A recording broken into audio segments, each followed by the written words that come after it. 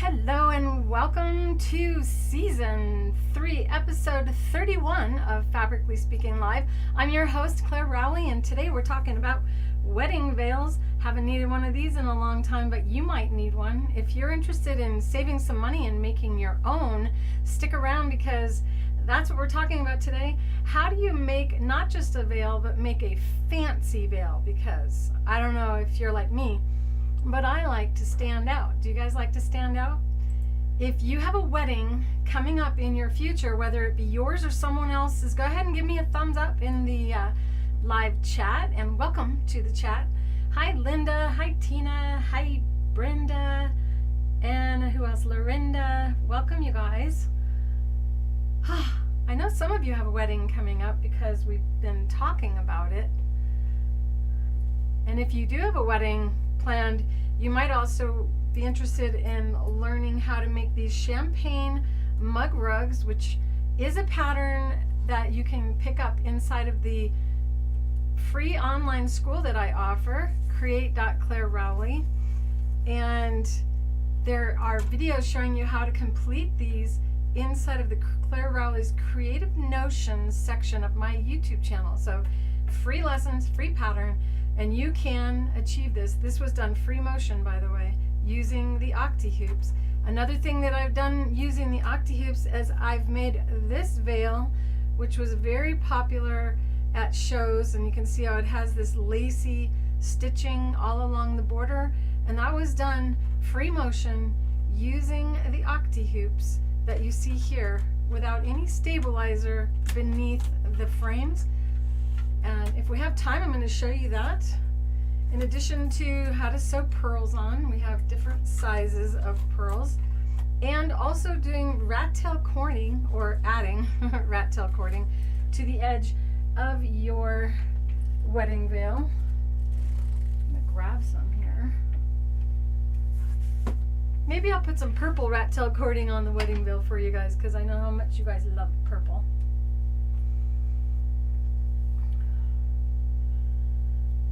You're planning on making the coasters, Brenda? Are you going to make the purse, the clutch? Because, you know, I could just not finish that video.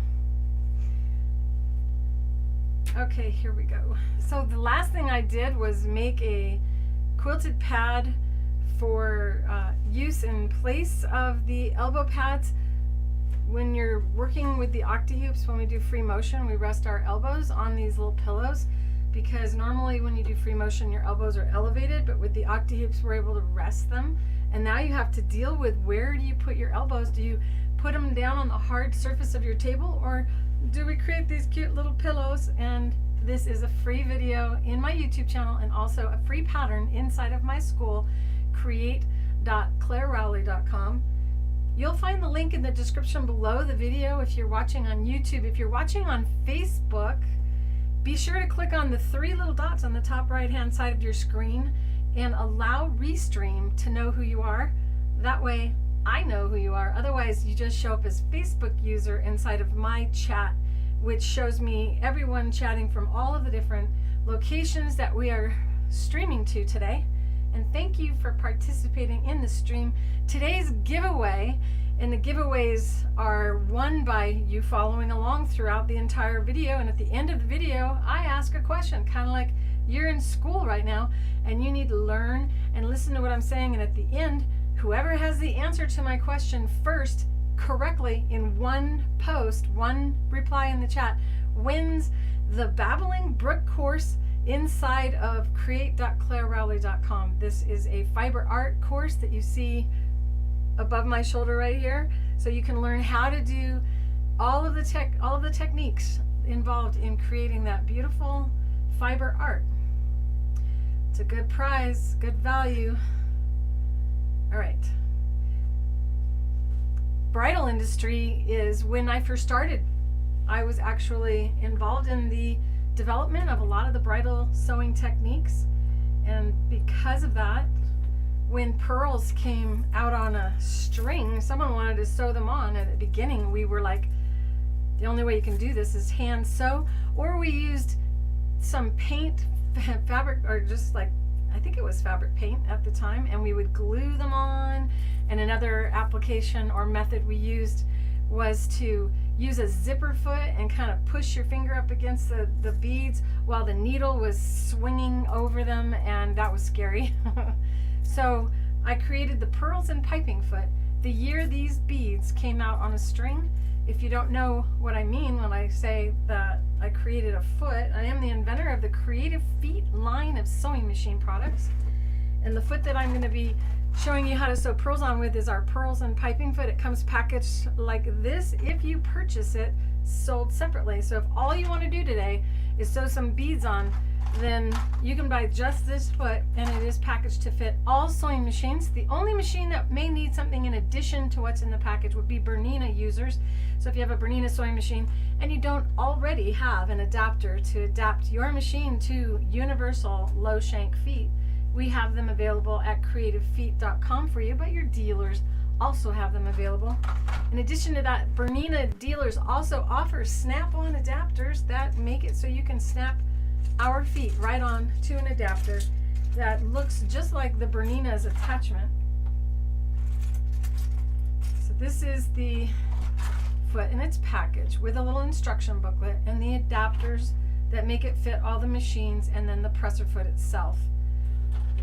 And I already have it open here. This is the pearls and piping foot. And it is patented and different than all other sewing machine companies' copies of my foot. As remember, I invented this. It didn't exist before I came up with it. And when I originally came up with it, I had two different pearls and piping feet in the package. One for those machines that have their needle position left, and the other for people who have their needle position right. Sewing machine dealers started to split the packages and sell people the feet, so I made it so that you could only use the foot as one foot. That way nobody was, purchasing the foot with the understanding that we guarantee that they fit all sewing machines, only to find out you were missing one of the parts, because the dealer thought, well, I'm going to make more money and I'm going to split that package up and sell one to one customer and then the kit to the other customer.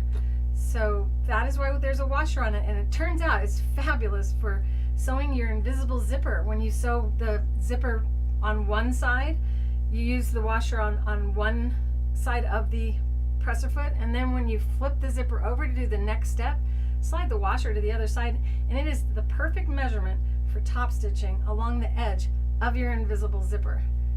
That is one of the things I show you inside of my bridal purse, and this is for bridesmaids' purses.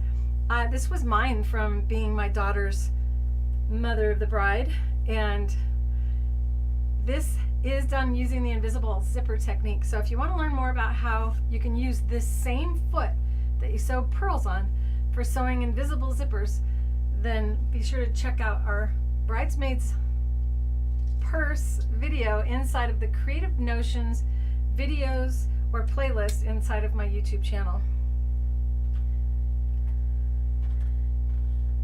Hello Fiona, hello Judy. So this is the traditional method for attaching this to the Bernina machine using a low shank adapter in the smallest of the 4 snap-on adapters that come inside of the package. This is the high shank. This is for those of you who have the Singer slant machines. Know that our foot is considered a vintage foot. Yeah, we've been around for 34 years. The feet snap on like that to the Bernina machine, but Bernina also has a Bernina snap-on adapter, which our foot snaps on perfectly too. Everybody else, you're just going to use the parts that are inside of the kit. If you have a Pfaff sewing machine, you're going to remove your machine's snap-on apparatus. Where's mine? I don't know where I put mine. Here we go. So this is what is normally attached to my machine. If you have a Pfaff sewing machine, you have something like this on your machine, and there's a hole on the left-hand side. And depending upon how new or old your machine is, there may be a hole that the screw assembly that you can see, I can just wrap around my screw assembly. But your machine may have a little brass screw hidden inside of a hole, and you may not even know you can take that apparatus off, but you can. And then you can use our shortest adapter in place of your machine's snap-on adapter by simply starting the screw into the post and then sliding our smallest adapter up beneath it. And then you can attach our pearls and piping foot, our sequins and ribbon foot, and also you can just pull it right off. See how it comes off easily? And it's guaranteed to fit all machines and warranted for life. This is the Satinedge. This is the one we use for fishing line edges. Given enough time today, because we do end at 4 o'clock my time, starting at 2 o'clock my time, I would like to show you today pearls, rat tail cording. For those of you who like to keep up and make sure that I don't forget what I want to do, Amy, better days. Let's see, is fishing line edges is the other thing that I want to do. And I didn't pull out my fishing line. And today's show was inspired by a phone call this morning. I know I kept mentioning doing bridal veils, but I kept forgetting to do it. And today's call, if you're inside of the chat, I can't remember your name. I had too many phone calls this morning. We've been extremely busy this week. And that is why I didn't make pressers yet. Tomorrow though, before I do anything, I'm going into the machine shop. We have a problem with our garage. The door's not opening, which is making it problematic for me to do pressers. So that should be resolved tomorrow, and I can finish making all the presser orders that are in house right now. And if you aren't familiar with the presser, it is this little tool here that I use in place of an iron in a lot of cases. This is the Green Hornet color. There's a bunch of different color options for you. So this eliminates the need to finger press and also to use your iron in many cases. So the type of fishing line is 20 pound and 100% nylon is what I recommend. So it's not a very big, it's not that large if you could compare it to these needle packages, but just the right amount of diameter to get a beautiful edge. And when we do the fishing line edges, I use the Satinedge Foot for that. And then what do we use the sequins and ribbon for? Well, ribbon, and there's a lot of beautiful bridal ribbons that I need to locate my bridal ribbon. Thought I had it out. All right, so we will start with the pearls and piping foot. Or you know what, I'm going to start with the Satinedge Foot instead. And let's talk thread. What kind of thread do you think you need? Which thread do you think I would recommend for bridal fabric, which you can buy on the bolt? This is a cardboard bolt. You can buy the entire bolt of this. Know that it is double the length of this. So it's quite, this is already 30, let's see. This is how I used to measure fabric when I had fabric in my store. So this is 6 feet wide, which is really nice, so you can get a real flousy wedding veil out of this without having to make a seam down the middle. It's better to try to buy the bolt because this is so hard to handle, and they've already got it folded up for you. And which nylon thread, you guys? Nylon lingerie or nylon monofilament, or both?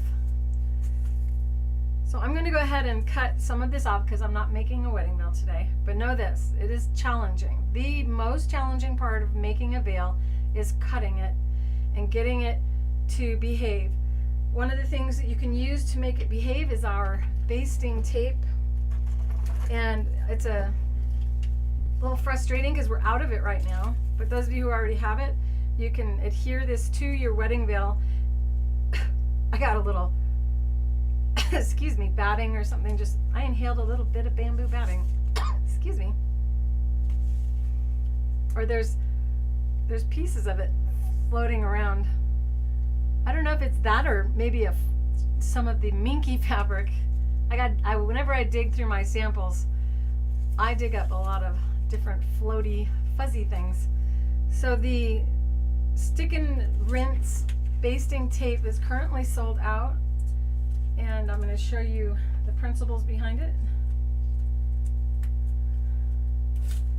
So it comes with a release liner, and you may not be able to detect the release liner.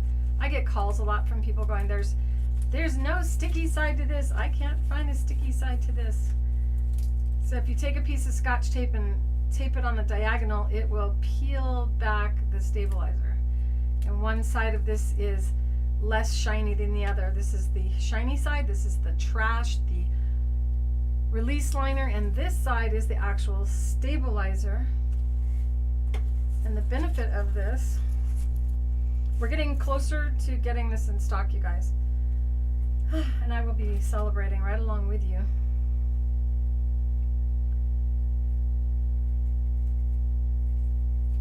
What did you guys do this weekend? What is on your sewing table is a question I like to ask. Please share with everybody, what have you got on your sewing table? Even if it's a bunch of newspapers or photos to organize in a photo album, or if the cat has taken over your sewing table for the moment. It's kind of fun. My sewing table is, well, you get to see my sewing table. Now, as you have your bridal illusion, also known as tulle, you see how it has a tremendous amount of stretch to it, going one way, and this way it still has stretch. So basically there's no direction on bridal veil that doesn't have some level of stretch to it, which is the main challenge of applying things to it. Using our liquid-based glue to adhere laces is a wonderful option, and you can also use this if you have the patience for it. You could draw. If I left it open, you have 2 pants to repair. Do you guys find that you're mending more now that we have higher prices? Would you like me to do a mending segment? And know that I do have a mending section. It's called On the Mend inside of my YouTube channel, one of my playlists. So if you are mending and you're having a little issue with something, you might want to check out the videos I've already done, and please leave messages in the comments of the videos if you want me to do something else. Why can't I get this to come out today? I'll tell you what, I worked till 11 o'clock last night. We were featured on another YouTube channel or another Facebook group. There we go. So you can draw a line on here and then slide your finger across it and let it dry. Now after it dries, it actually will fill in the holes, and this creates a water-soluble film. When it dries, it locks the bias in the material. So it'll take you a little while. Your bottle will come out a lot, the glue will come out easier on yours than mine, because this has been sitting around too long. Hi Mickey, Wendy, CSJMH. I'm not sure who you are. It's hot in here, you guys. Isn't it a warm summer? Let's see. From Atlanta. You met me in Atlanta? I had a lot of fun in Atlanta. I do miss seeing all of you, but I do not miss doing the shows. So I will be scheduling, once the Creative Feed Extensive is done, I will be planning an event here in Prescott, and we call it Prescott, Arizona. So if you're interested in being involved in the live event that I'm planning, be sure to join our newsletter at creativefeet.com, and I believe it will just pop up if when you go to our site, but if it doesn't, you can slide down to the bottom of our website and join the newsletter there. The nylon thread that I like to use for wedding items is the lingerie nylon thread. And this is the thread itself. One of the reasons I like it is it's kind of acts like a mirror. It mirrors what it's next to, and it becomes like a thread. Can you see it there? So you can barely see that the thread is laying across there. And because wedding veils stretch, it's ideal to have a thread that also stretches. And this does stretch before it breaks, which is why they use it on lingerie. So you'd want to have a matching needle and bobbin thread.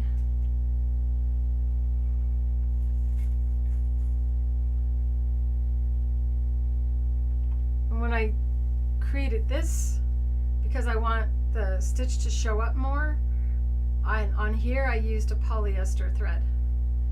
And I'm hoping to show you this as well, because it's one of my favorite things that I've ever done on a wedding veil. All right, what was I looking for? My bobbins. So you could get away with using a deco bob bobbin if you're not in the mood to wind a nylon thread bobbin. But if you're making this and you're making it for somebody who's very particular, you want to make sure that you use the nylon lingerie and the needle and the bobbin. Another way to secure your veil is to use our hold light stabilizer, because it doesn't require a high heat on the iron.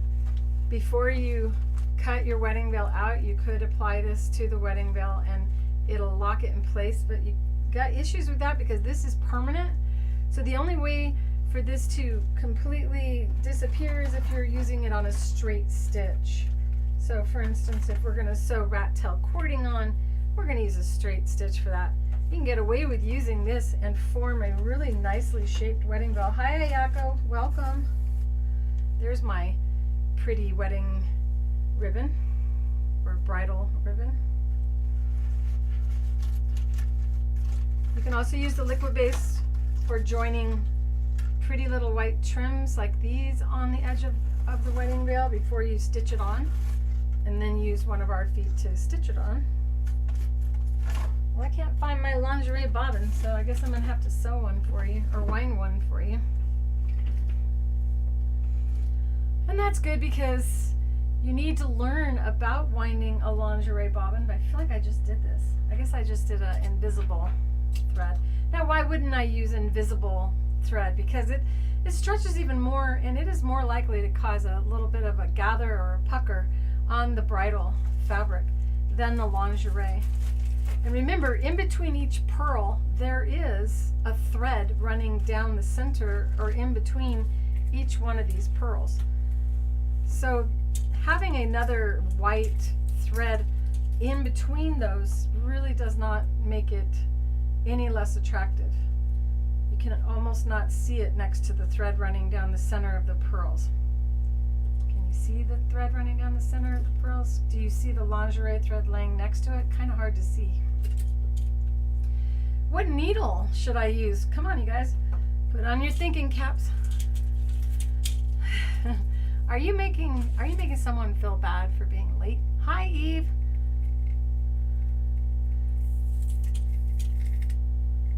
You use the pearls and piping foot to sew cord around the fabric pages of a Sticktionary.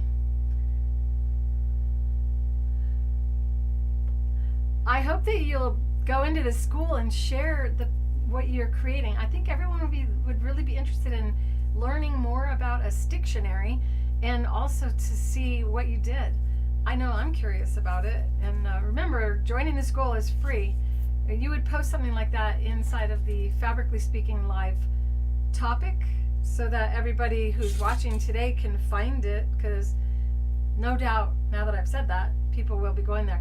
If you're going to go check out Eve's Sticktionary, give me a thumbs up so she knows. That way she'll feel bad if she doesn't do it, right? We want her to do it. We don't want to make anyone feel bad.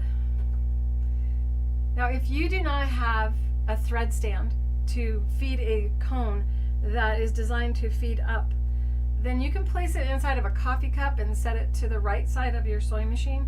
But if you just set it down against on the table here, and you bring the thread up, it could get caught in the hand wheel of the machine.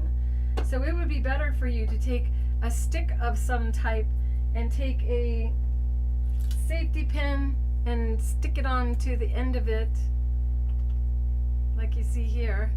And you can use, if you don't have the patience to wait for glue to dry, but our liquid-based glue would hold that on.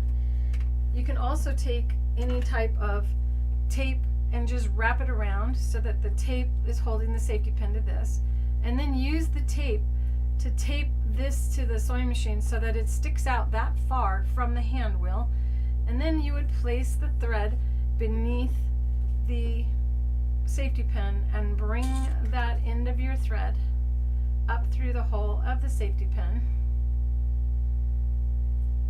And then you can take that into your sewing machine, and that is a makeshift thread stand for your sewing machine. Or you can pick up my thread dispenser, which is what I have here and what I'm going to be using, taking this orange thread off from the project that I started last week, and I wanted to finish, but I didn't get around to it. How many UFOs do you guys have in your sewing room right now? Take a guess. Is that too difficult? How about this? Have any of you finished a UFO this year that you put off for a long time? If you did, give me a smiley face. So I'm taking the thread and going around and into the eye hook that takes the thread from the stand itself. So you see right here, and then it goes up here, and now it can go to my machine. If you don't have room beside your machine, you can put this behind your machine. You can put this on the table over on the other side of the room and use it. This will also increase the accuracy of a serger. Should you be having trouble with your stitch about every inch, having an inconsistent look, that odds are the thread is not feeding off the spool correctly. If you're having just all of a sudden a bad looking stitch and then it's fine the rest of the time, then I would not count that as a thread unwinding issue.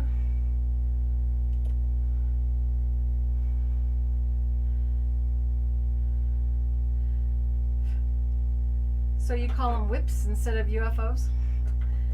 How many whips do you have in your, that sounds bad. Now, what is so fascinating about nylon lingerie thread is that it stretches and it comes back to its original shape. And if you wind a bobbin of it and it's going through a tension assembly, the thread is going up, going around something, then going around here, going around there, then coming around under the tension. That's a lot for the thread to deal with. And each point of connection causes a little bit of a pull on this stretchy thread. So what happens is this thread is designed to stretch out and come back, just like your fabric is designed to stretch out and come back. That makes it ideal for working with a fabric that is stretchy and intended to stretch. If you use a non-stretch fabric on a non-stretch thread on a stretchy garment, and you want to extend your wrist out or stretch, you're likely to have your seam break, and that is why the lingerie thread is something you all need to have in your sewing arsenal. You don't really need a lot of colors though, because it mirrors the color it's in. So what we're going to do is try to eliminate the amount of stretch that this thread goes through when winding a bobbin. To do that, on my machine I have the ability to slow down the speed of my bobbin winding process. So I'm going to the halfway, and do not cut the thread by holding on until it breaks, because that's another point of tension that you're creating. When you've got a good amount of wind on there, just go ahead and cut the thread with your scissor so that it doesn't have issues when it unwinds or when you reach the end of it. I got an extra thread in there.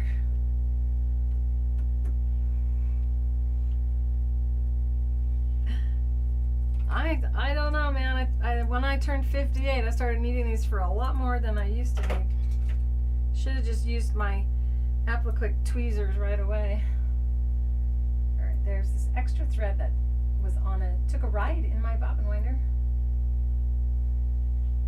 Where are you?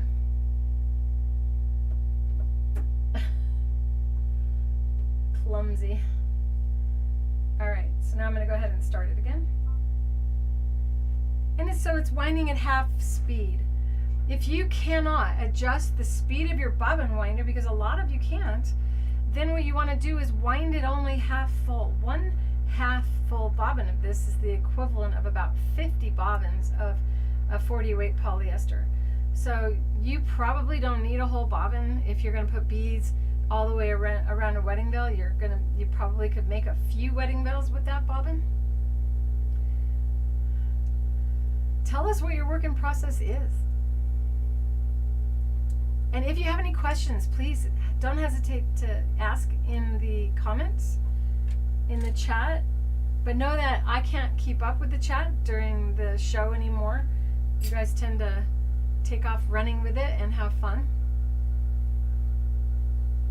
So since the needle on this is really not sewing on the wedding veil, sounds interesting, but this is not a solid fabric. It's got this loose weave to it, and your needle is not going to actually be attaching or hitting it. It'll have so much room to go between the little square openings that it's nearly impossible for you to actually strike that wedding veil material or tool. So it's not that important, but do know that if we're going to sew on pearls, that the needle, if you use too weak of a sewing machine needle, that the needle may deflect on the pearls, and that would be a cause of it to break. So if your needle's coming down and it kind of, if you start seeing the needle causing the bead to deflect because you got your width maybe a little bit narrower than you need, then you might want to go up a size. I'm going to go ahead and use an 80-12 size universal needle. I hear a buzzing. It's my microphone buzzing.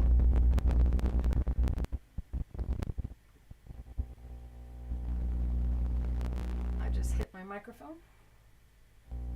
Listening for the buzz. Darn it.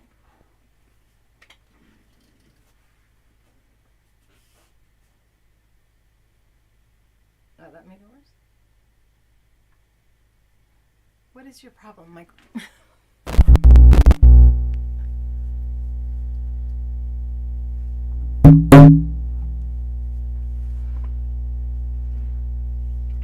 Okay, I am going to listen for me saying that I hit the mic again and hear if it's gone.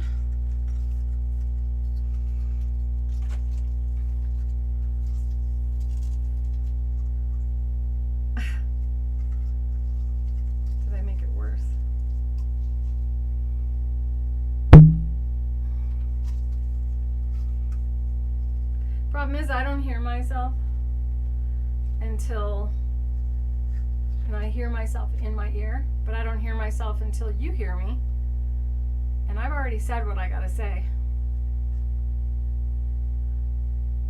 Okay, I tapped it again.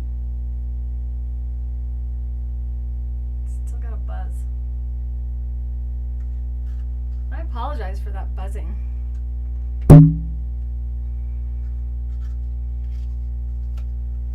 Please be a good microphone.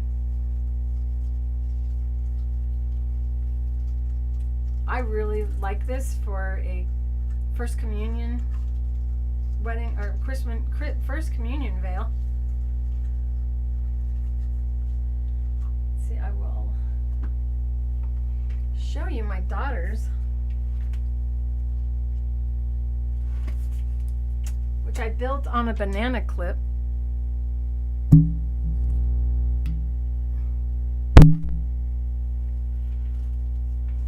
And on the wedding veil, this first communion veil, to get this wavy look, I stitched over not fishing line but wire, and used the wire edge ribbon technique that you'll find inside of the Creative Feet Technical Guide and Workbook. And you can see how,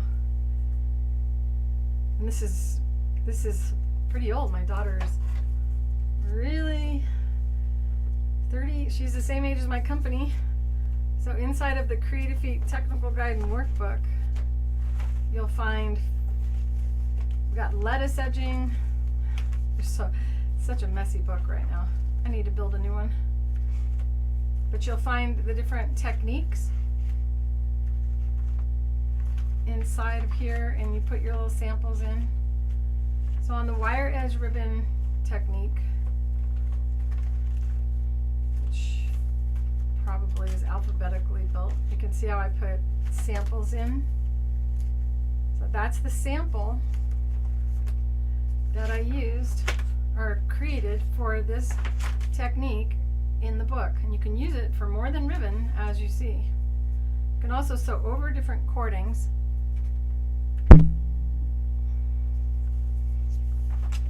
And sewing over different cordings gives you different looks. And then of course we have the pearls and piping section. Lots of different things. A lot of this is out of order. You can also use the fishing line edge. I believe my sample was stolen out of my book at a show. So I'm going to just do that in front of you instead of making you endure me trying to find it.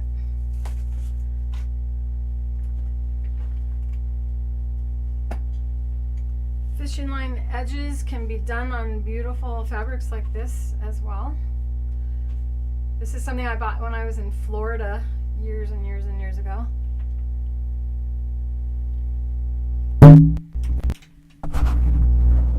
I'm trying one more time here.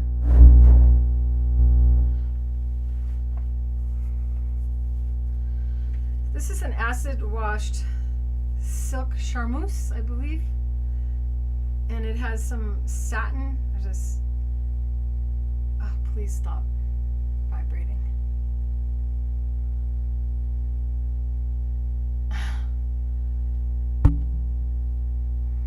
Definitely have new interference in here. Oh well. Right. I may have to just bring it down from hanging above me and put it down in front of me again.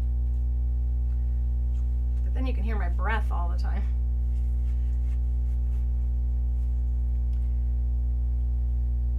So if I do a little bit of the fishing line on the wedding veil, and then I'll do a little on this fabric.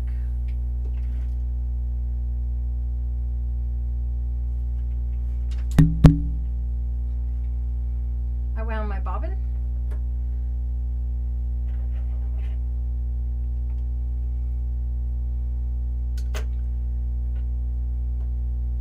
Now this bobbin's going to last me a long time.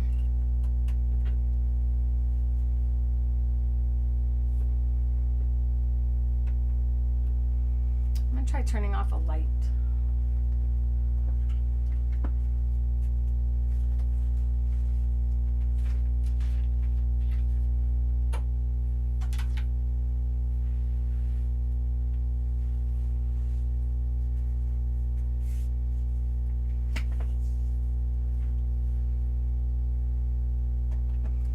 This is one of the Deco Bob bobbins.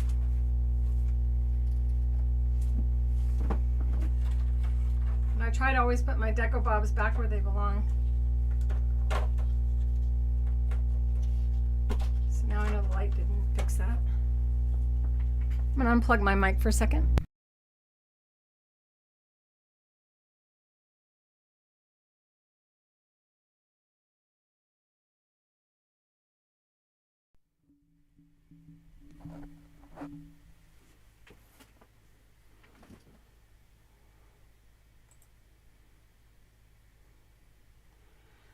All right, checking to see if the mic is working.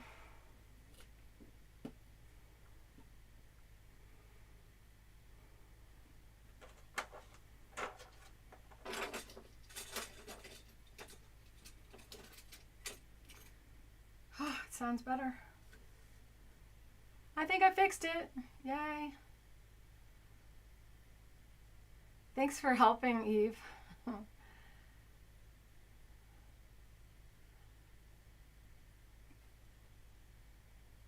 I wish I knew what you guys are talking about. I'm curious. Okay, no more distraction from the bobbin or the buzzing. Now I can function as a teacher again. So we have the lingerie thread in the bobbin. And I know that I have a 16 needle in my machine because last week we were doing a lot of layers of the bamboo 6-ounce batting. And one of the things we talked about was how to keep track of what needles in your machine. And I do that by using poster tack and tacking it to the back of my needles and sticking the needle pack onto the machine. And I don't usually have it there. I have another spot so that I remember where I put it. If it's out of your eyes line of sight, you may forget. So I put it over here on that side, at the inside of my machine, so I can see it. You guys can't usually see it. It says I'm having a very hard time locating my needles right now. I got too much stuff on my table. I'm just going to use the 9014 Super Universal, which is my go-to needle. I never have any trouble when using it. And this is a Super Universal 16, so I just have to find the package. Do you ever get too much stuff on your table? Madeline, I believe that Brenda's daughter is getting married in November too. I can't keep track, so if I'm wrong, sorry. But congratulations to those of you who have weddings coming up. How much fun is that? I have found that the Appliquick tweezers aren't just the most comfortable tweezers to use and the truest I've ever used of all tweezers I've ever bought. But they also are a perfect screwdriver for the needle bar screw.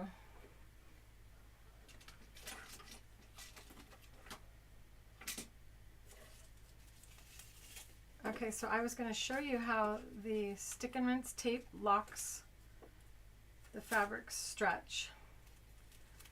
So before I apply it, you can see how much it stretches.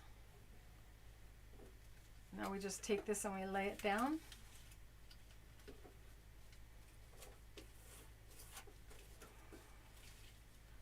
And I don't know if we can produce it before November or not, you guys.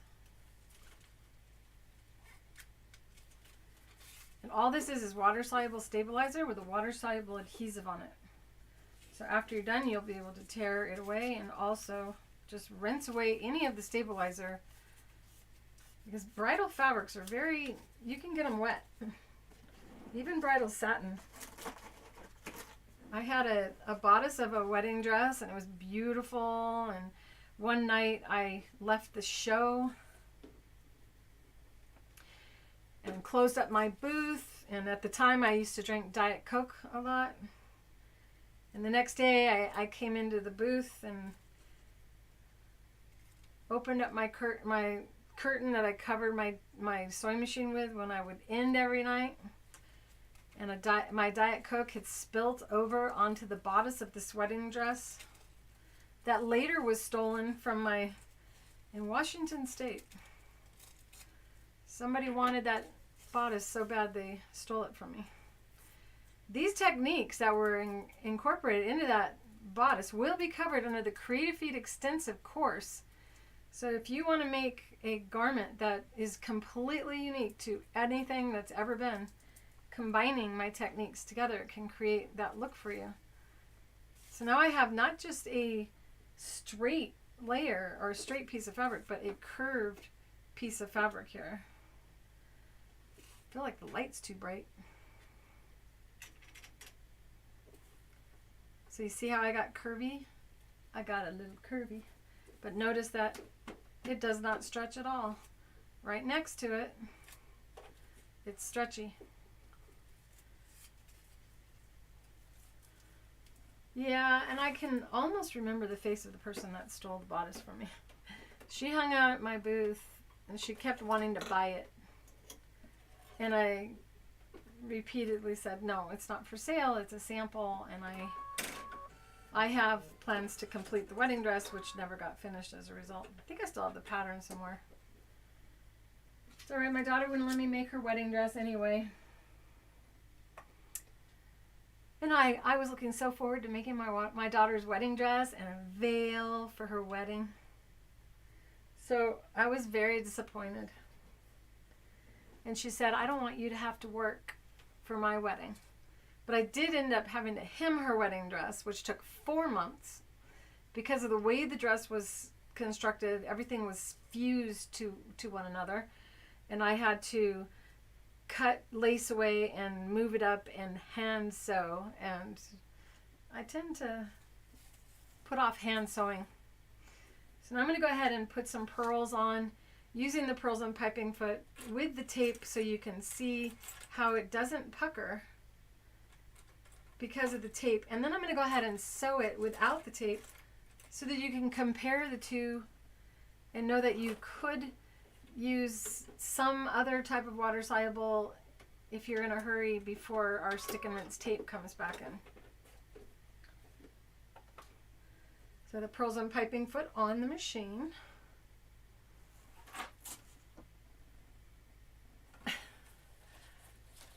All right, so I don't know what I did with, oh, right in front of me. That's kind of like you can't find your glasses and then they're right on your head. Okay. So I generally will work hard to find or to examine all of the beads for the full length of whatever I'm going to stitch and make sure there aren't any where they're fused together, because these are little plastic balls that are fused with a machine that stamps them onto the string, which is nylon. And let's see, go ahead and slide the pearls underneath. Always want to make sure that the pearls are coming out from the back end of the foot, that your needle thread is beneath the foot and to the left. So if you have been taught to hold from behind, this is not a good habit for feet that are not flat. So this foot has that tunnel that is beneath it. I'm going to use a zigzag stitch, 1 whole millimeter wider than the beads, and the beads are 2.5 millimeter wide. So 1 millimeter wider at least. You can go wider. I'm going to go 4.5 millimeters wide.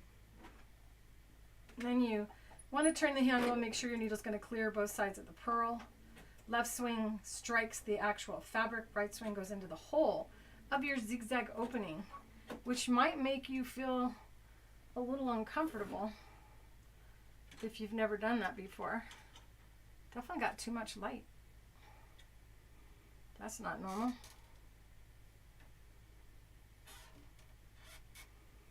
So then with the basting tape, we don't have to do anything but just guide in front. So my focus is on the front of the foot, wearing glasses.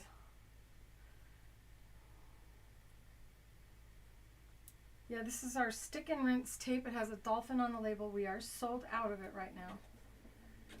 And I hate to say that to you, but this is August 4th of 2022. So if you're watching this on the replay, make sure you check out creativefeet.com. We'll go to our products link, look under stabilizers, and you'll see one with a dolphin on it. The one with the dolphin on it has a variety of different sizes. Some of the sizes we call tape because they're so narrow. And we make 1.5 inches wide and 1 inch wide. So it depends on what you're doing as to how wide you want the tape. So you can see that I've created a curve, and I couldn't create the curve with a tape that was only 1 inch. So having a 1.5 inch tape gives you the ability to scallop your edges of your wedding veil, which is something you're not going to see on wedding veils unless it's scalloped lace that's been applied. So having a wedding veil with just pearls that has that shape will stand out as unique to anything else that you see. So now I'm going to go to just the raw edge. Let's see if I can't cut it a little straighter.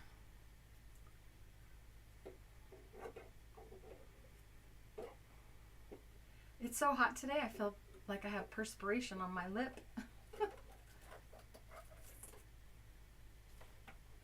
We're coming off where the wedding veil is no longer supported by the stick and rinse tape. And I now have my fingers back here holding the pearls, not the fabric. If you hold the fabric part, you'll stretch it. So holding the pearls, and I didn't mean to say that this is a nylon thread. It's not nylon thread. It is a non-stretch thread that the pearls are built on. So by holding the pearls, you actually are not going to be stretching from behind the foot, and you'll have less puckering. My foot control sliding away from me. There we go. So very little touching in the front, because we don't want to stretch this out. And this is across the bias right now because I cut it at an angle so you can see the worst it will be. And I should have lowered my tension, take it down one number when using nylon thread. So I took it from a 4.0 tension to a 3.0 tension.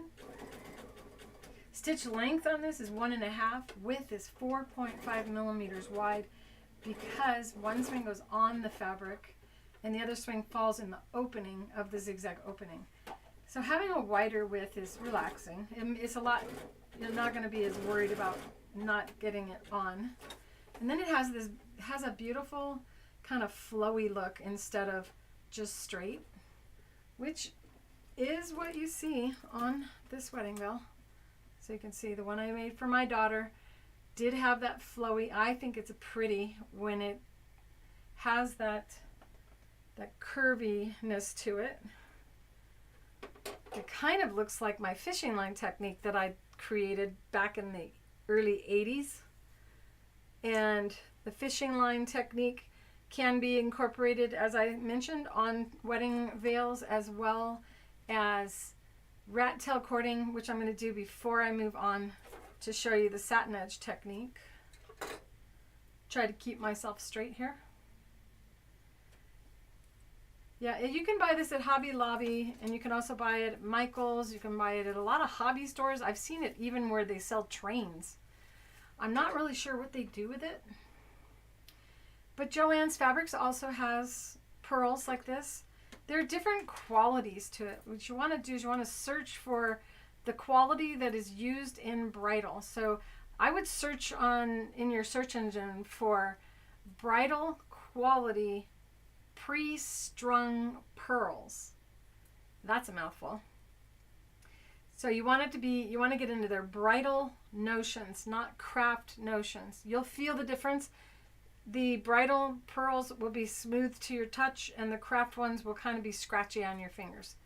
For all other kind of sewing, you can get away with using the not high grade. As at shows, I would constantly run out of pearls and hop on to Joann's, go to the store at the end of the show and bring in whatever they had.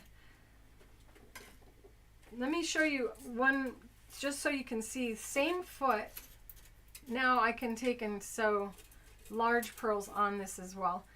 So you don't have to have multiple feet in order to do different widths. I've never thought about putting 2 rows of pearls on a veil. That could be cool. It's always fun to try something new. I'm going to put some right next to the other. Why not? But what I am going to do is I'm going to switch the foot to the other side of the washer because I felt like I was closer to that side than I wanted to be. So you just slide the washer over and put it on. And what it does is it moves the pearls over. Because you can't, well, some machines can now. Most machines can't change the location of their zigzag stitch. They can change the width, but they can't take and move over their zigzag stitch over because your zigzag opening limits the width of your stitch. Tell you what, after today's session, I'll supply some links for you to purchase trims for wedding veils inside of the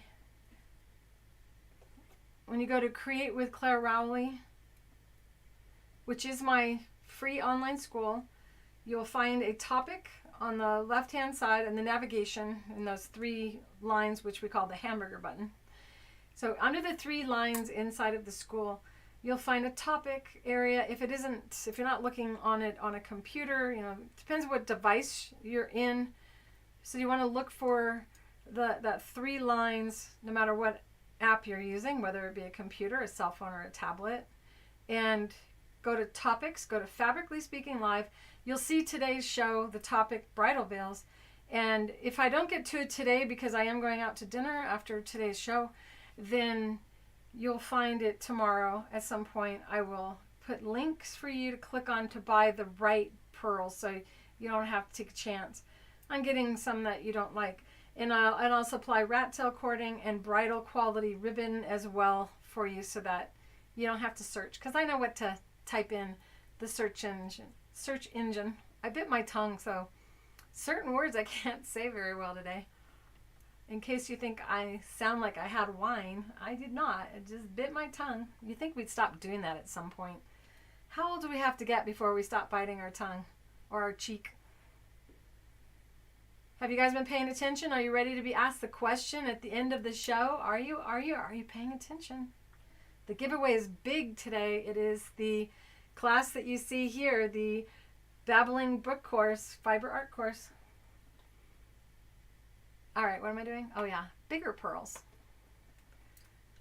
So you can see this is a 2.5 millimeter pearl. This is a 4 millimeter pearl, considerably larger. Your sewing machine has to have a width at least 5 millimeters wide to sew it.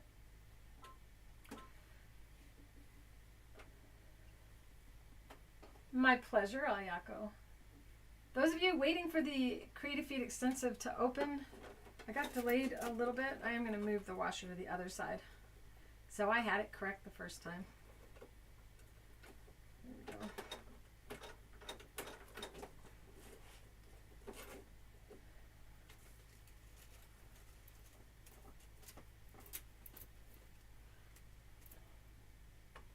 One of the things I like to do is take the trim and put it around my neck, especially the larger pearls because they're heavy. And I also have these little lights, but you probably don't have these that have holes, and I'll use them as well to hold on to the trim for me. So these are things I could give you a link for these. They clip onto your table and they have a spot for your cell phone, which is kind of nice. So you could watch my show while on your machine. I think I'll do that. I'll give you the link for this as well in the topic bridal veil, or Fabrically Speaking Live topics under the bridal veil, today's live event. So if you ever have trouble or need a question answered inside of my school, just click where you see my name, or if you see the circle with my picture, which has this sewing machine in it, then you can say hello and ask me a question, and nobody will see that but me. If you type and you just get there and you just start typing, look at the top of the page to see where you're writing. There is a live chat, so the entire school can chat with one another, and a lot of you do type in there. Remember, if you ever lose track of where you wrote something, you can click on your own picture and then look at your activity and find your way back to the question you asked, because you may not have asked me the question, you may have asked other people. Hi, Sandy. Remember, those of you who are watching late, as you're saying, you can join, you can come back afterward. You could actually rewind right now in YouTube, but then you won't be chatting live, you'll be chatting in the past, which can get really confusing. This is automatically saved in Facebook and on YouTube when the show is over. And then it turns into a regular comments rather than chat. Be sure to give me a thumbs up if you like this video inside of the actual video after we're over, and do whatever you want as we chat here. So now we're going ahead and switching to the larger of the pearls. You could go all the way to a 7 millimeter wide pearl. I wouldn't recommend it on wedding veils because it would just be too heavy. But the foot itself has the ability to go wider. It's your sewing machine that will limit you, how wide your needle swings. And some of you have a 9mm wide zigzag stitch, but your machine won't let you use it unless you use a foot with a sensor on it. So know that with a 7mm wide width, I've been able to do the 6mm wide purl, which is the largest that I've tried to use thus far. If you ever have a trim and you want to know how to sew it, you can send me a picture, or you can also send me a sample, send us a small piece, and I'll figure out a technique if you can't figure out how to sew it on and you don't want to sew it by hand, which I'm a full supporter of avoiding hand sewing as much as possible because it can cause hand damage, disformity, which is why I designed this foot in the first place. I designed it for a woman who had beaded wedding dresses her whole life, and she was holding her fabric with her hand like that and holding her needle, and she became stuck in that. She couldn't stick this finger out more than, I think she only had about that much range of motion. Range of motion keeps you young. You want to make sure if you do a lot of hand sewing, that you reverse and stretch. Don't do it too quick. Don't just jump in and go ring. Like I've been stretching my whole life. It's kind of like trying to do the splits right now. So if you have not been practicing opposite positioning, range of motion exercises, you should incorporate them into your routine, and be gradual about it. So this is what your goal is, to be able to have your elbows up and your hands in praying position and them flat. If you are not able to do that, if you're in this position, know that over time and every day doing more and more, you can get your range of motion. And then you'll be able to move your fingers with more dexterity and move faster and feel better so longer, because, you know, I like to finish my projects. I don't like UFOs. Lord knows I have a lot of them, though.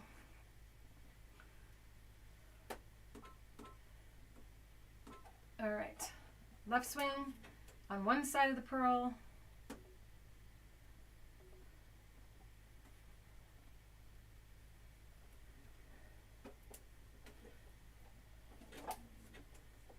What am I doing? I was watching. Oh, I got the pearl sitting on the other pearl. I did want it on the other side. Sometimes, because the washer can move easy, you might actually slide it back to the wrong side. So now I'm too far this way.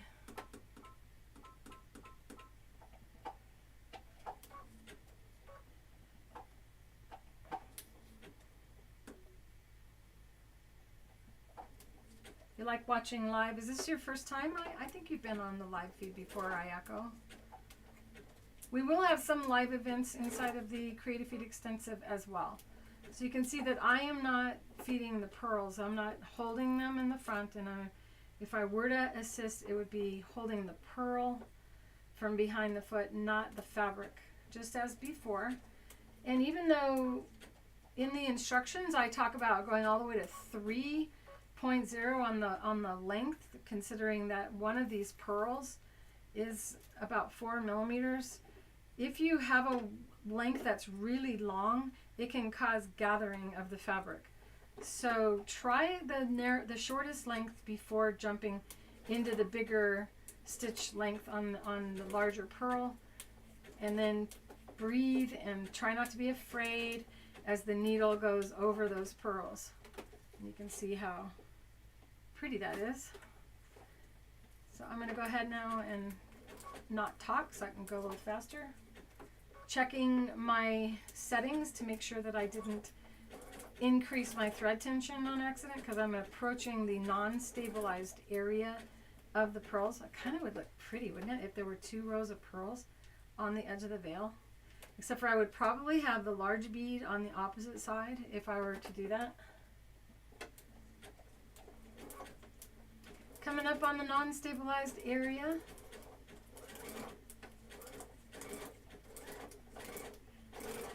Have any of you made a wedding veil before? If you have, tell me. So I'm not wanting to grab hold of this fabric, but I do want to try to maintain the distance. So I'm going to kind of swing it around this way, but gently, not grabbing it, not pushing down, but just swinging it. But do it while the machine is in motion, not when the fabric is stopped. If you adjust your fabric when the machine is stopped, you're going to get gathers.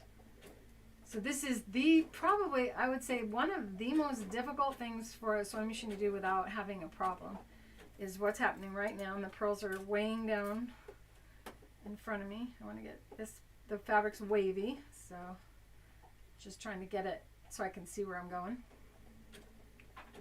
And you can see me see where I'm going. And notice I'm going slow. There's no reason to go really fast. Your eyes and your brain have to be in time with your hands. But don't touch those pearls while you're sewing, because that will cause the fabric to pucker. It is a technique. I call it gathering with beads. And look at that, with no stabilizer, still looks beautiful.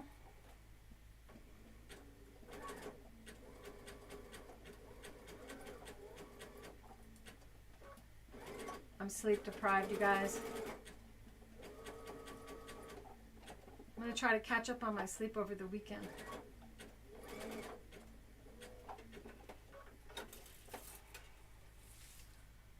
It looks like the larger pearl gathered less. I'm going to try that without the small pearls next to it.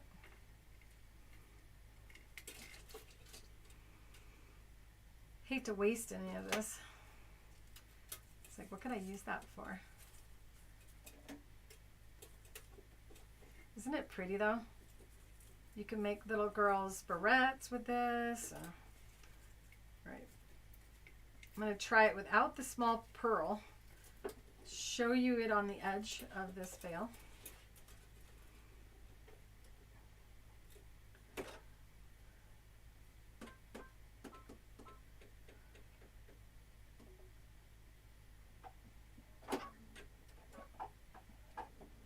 I didn't have my thread to the left under the foot. I almost didn't get away with it.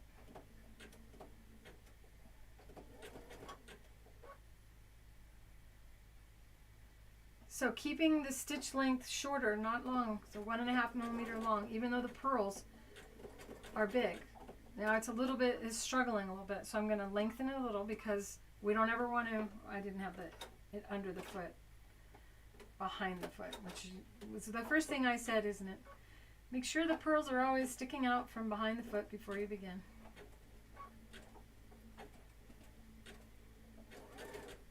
So once again, going slow as my brain and my hands and my eyes coordinate and accept what's taking place. Even though I invented this when I was 20 years old and I'm now 59 years old, I still have to slow down when doing the pearls, the larger ones especially, as there is a fear that is innate in every one of us of that needle possibly breaking. So once you get past the fear after doing a good foot of it, a length that long, then there's no reason to be afraid. Once again, grabbing only the pearl and try not to stretch the fabric in the front. Now that's with no stabilizer at all. If you have an industrial sewing machine, you can use this foot as well, as long as your sewing machine has a zigzag stitch. And you can mount your foot to on the left-hand side with a screw like you see here. Isn't that beautiful? Look at that. It's a beautiful thing.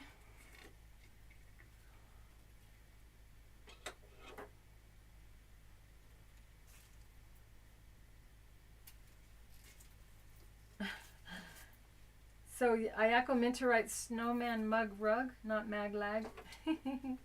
That's cute. So the pearls on the edge is something I do tend to do, and remember, it's what I did on this. And isn't that a nice gift that you can give? You can actually write their name instead of bride and groom. And it's a perfect size for champagne glasses to sit on. I think it makes a beautiful, I wanted to do that for my daughter, but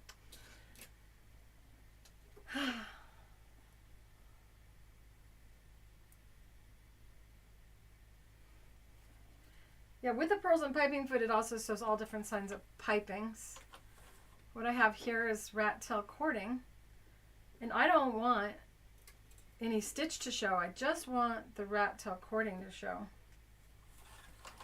Now you could make piping out of this by wrapping it around and make piping out of any fabric and any size from 1/16 of an inch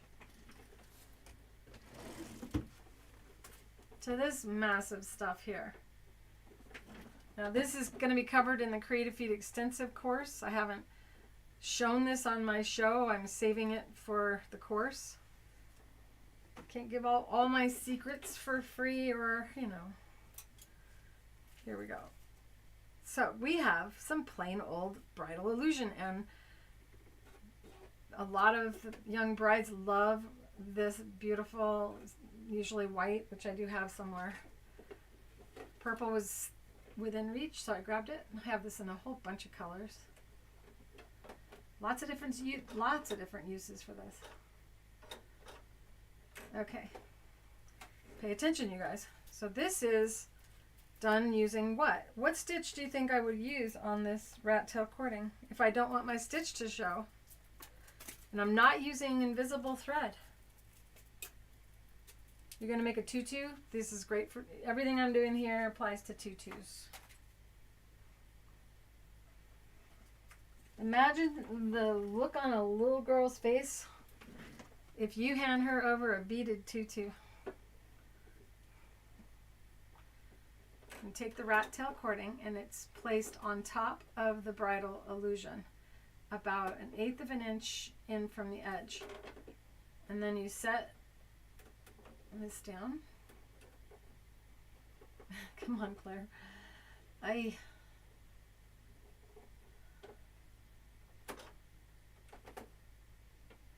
And this would require a 90-14 needle. Darn it.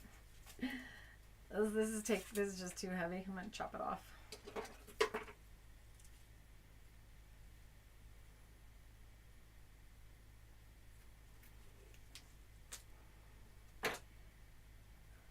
This is one of my first techniques that I developed for bridal. Remember, I didn't just create the feet, I'm the inventor of the technique. First one to try this. This is that area where the glue was placed, and you can see it has no bias. It's locked in place, and that will easily rinse off. So you could use the basting, the liquid based glue, because it's just water soluble stabilizer in a bottle, to draw any shape that you want, and you can follow along on that glue after it's dried and apply any type of trim you want without causing any stretching of the bridal illusion or tulle. I'm going to use a straight stitch. Good guesses, everyone. Now, how can you make a straight stitch not visible on a piece of fabric? Remember, we want to be in from the edge. I'm using a straight stitch, and I'm going to position the needle on the right hand side of the rat tail cording. And when I do that, I want to do it so that I can tip. Oh, so slippery. Ay, ay, ay. There we go. I didn't have it caught yet. Once it's caught, it's a lot easier. So I need to move my needle over a little bit more. No, I didn't mean to do that. Ah, I hit the wrong spot on my screen. Gotta turn the computer, or the sewing machine off and on again. I went into I need to calibrate my screen. It's off. Straight stitch. Once again. What I'm trying for is to be able to place the cording off to the side. No, I'm not pushing down on it. I'm just creating a spot for it to, you could actually do something like this and tape this down onto your machine so that the cord is always coming from the right hand side of the foot. And then you don't have to worry about guiding the rat tail cording anymore. And it will be in line without you holding it. And since it's not taped, once again, never hold the bridal illusion from behind, only the trim. It's gonna sound loud. I got distracted by the fact that I leaned against it with my belly and made it stop feeding. So it is attaching, whoops, got it going the wrong way.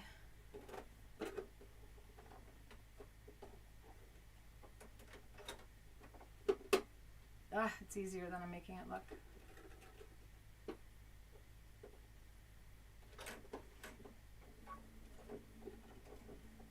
Hold the tool only, hold the tool only. Even I have to have this conversation with myself. Now after you've stitched it, the tool or the rat tail wraps or rolls over to the actual stitch that you sewed, and then there's no stitch visible at all. After you've done that, you can come back here and trim the excess tulle away.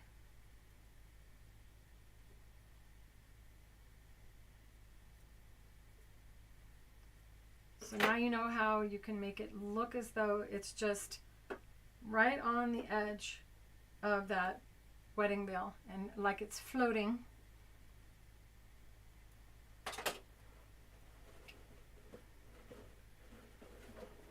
I gotta sneeze. I'm muting my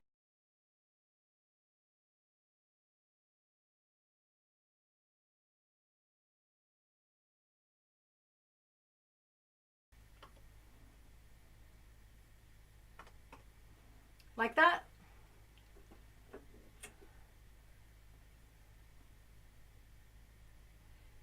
And I've always wondered, what else could we use that for? It's just so neat how it just like rolls over like that. Hot.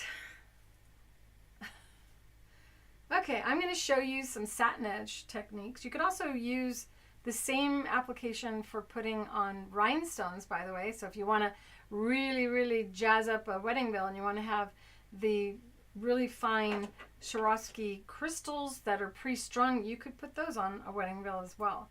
You don't have to go white either. You can see I have this multicolored wedding veil here, and I have adorned it with some tulle yo-yos that I sewed then onto buttons and then put it down.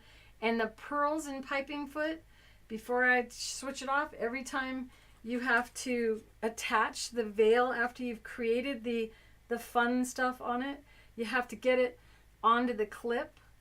Before I attach it to the clip, I gather up the tulle so that it's controllable or easy to then hand sew onto the clip that I've used. And on this, I used wire to attach it, and I'll show you close up.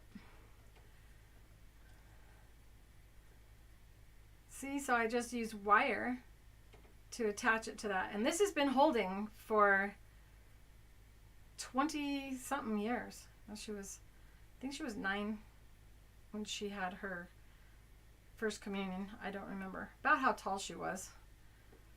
And she was the fanciest of all the girls. And these are just these little trims that you can buy in the bridal section as well. They were already made into these cute little flowers. So this is what I'm going to show you after I show you how we gather the veil. This is the wire edge satin stitched tulle for bridals so that you can form it however you like. We have this long stretch of bridal veil. I'm going to chop this off.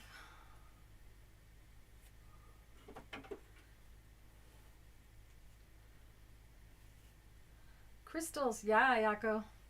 I tell you what,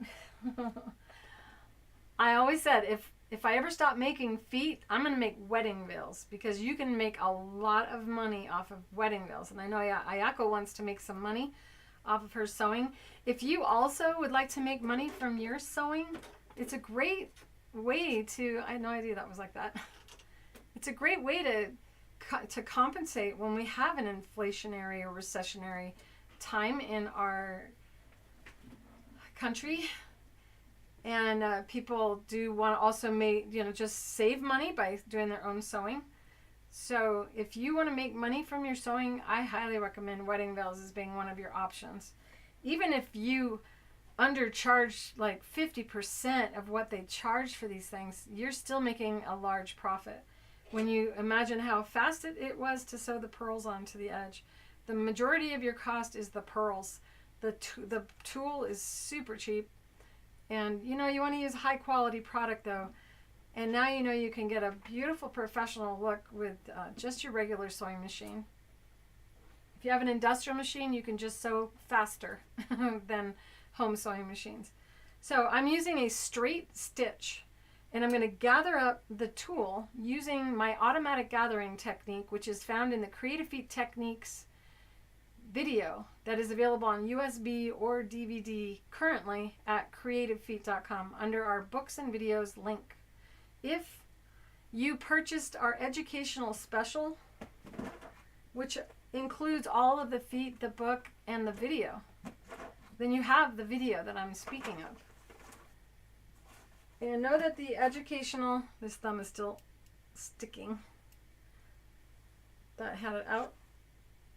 Well, we have educational specials available at creativefeet.com, which include the book either printed or on a USB, and the video is available also on USB or DVD, your choice. Know that if you want to watch the video on your computer, you must use the USB version to be able to put it on your computer. Otherwise, you always have to use a DVD player.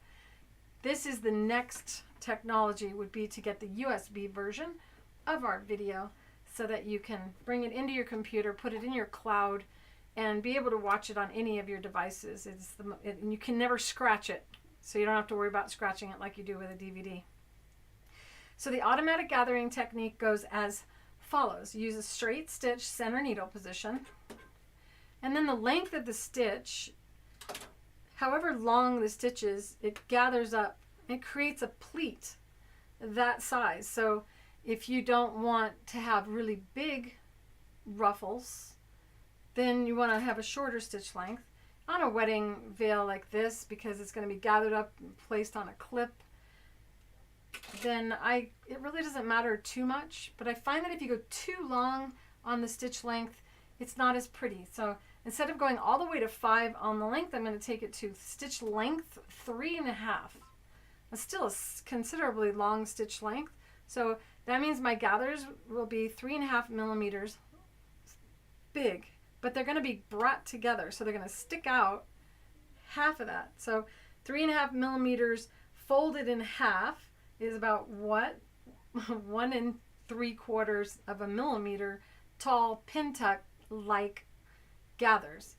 That's a mouthful. And the tension on your thread, because we're using nylon lingerie thread and it already stretches and has an increased tension, well, we don't have to go all the way to the tightest tension, which is what I talk about, because I have used polyester thread. Actually, I talk about more than one kind of thread. So I'm going to go ahead now and take my tension, which is normal at 4.0, and I had to take it down to 3.0 to use it without puckering. I'm going to take it up. I'm going to 6 on the tension. So that's it's a pretty good tight hold that the tension discs will have against the thread as it's sewing. And so a couple stitches forward and a couple stitches back for a secure beginning. You must do that. If you do not do that, this will not work.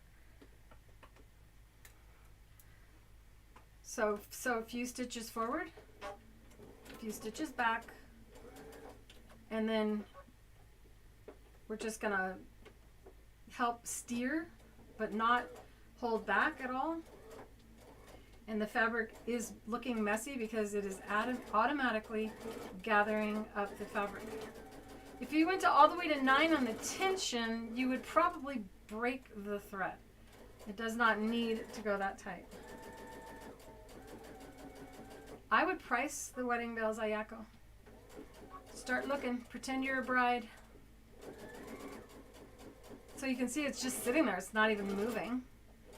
And that is full gather at 6 tension, length 3.5, and just a simple straight stitch using the correct thread, which is the nylon lingerie thread found at creativefeet.com.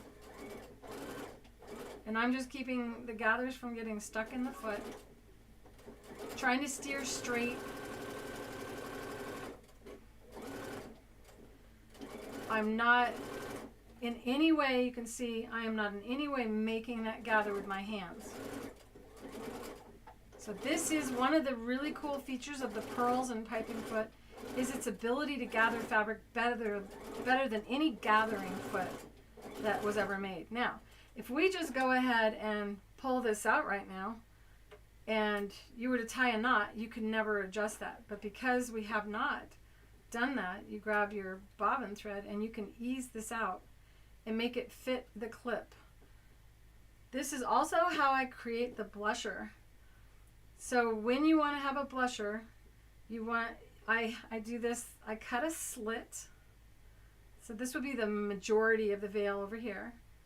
And I cut a little slit inside of that. And then I take the blusher and stick it through the hole.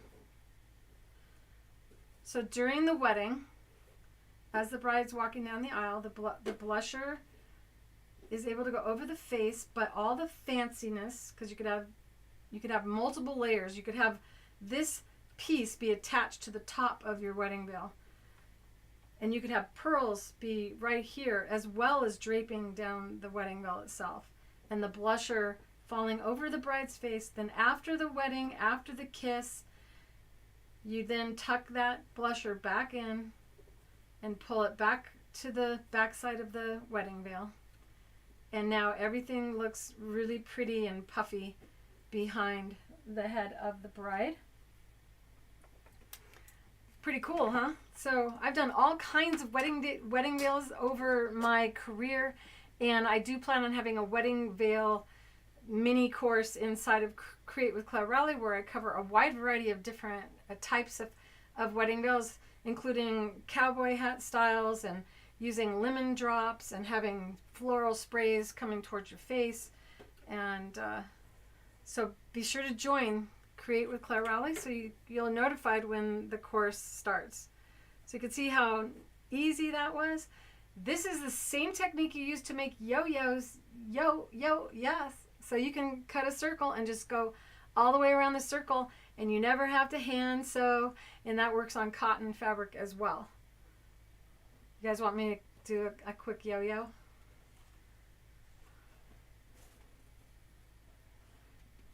I'll do it. I think I have time. No, I don't. I don't have time. We'll save yo-yos for another day. Although I do show you how to make this whole, I think I show this on one of my videos in Clare Rowley's Creative Notions, which is a playlist inside of my YouTube channel. I'm not going to have time to do everything. Too much talking. All right, switching to the Satinedge foot.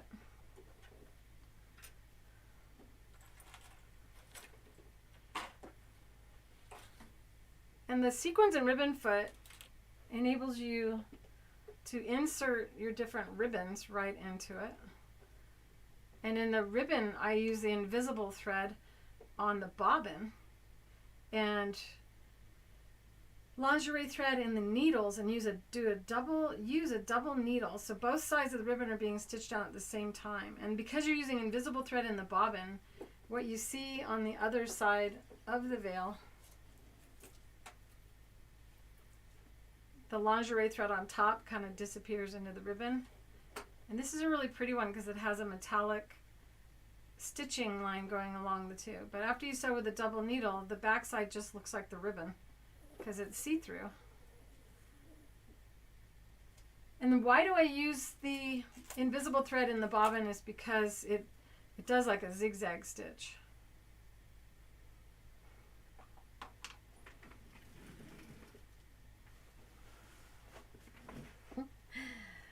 It's so hard for me not to give you guys what you ask for.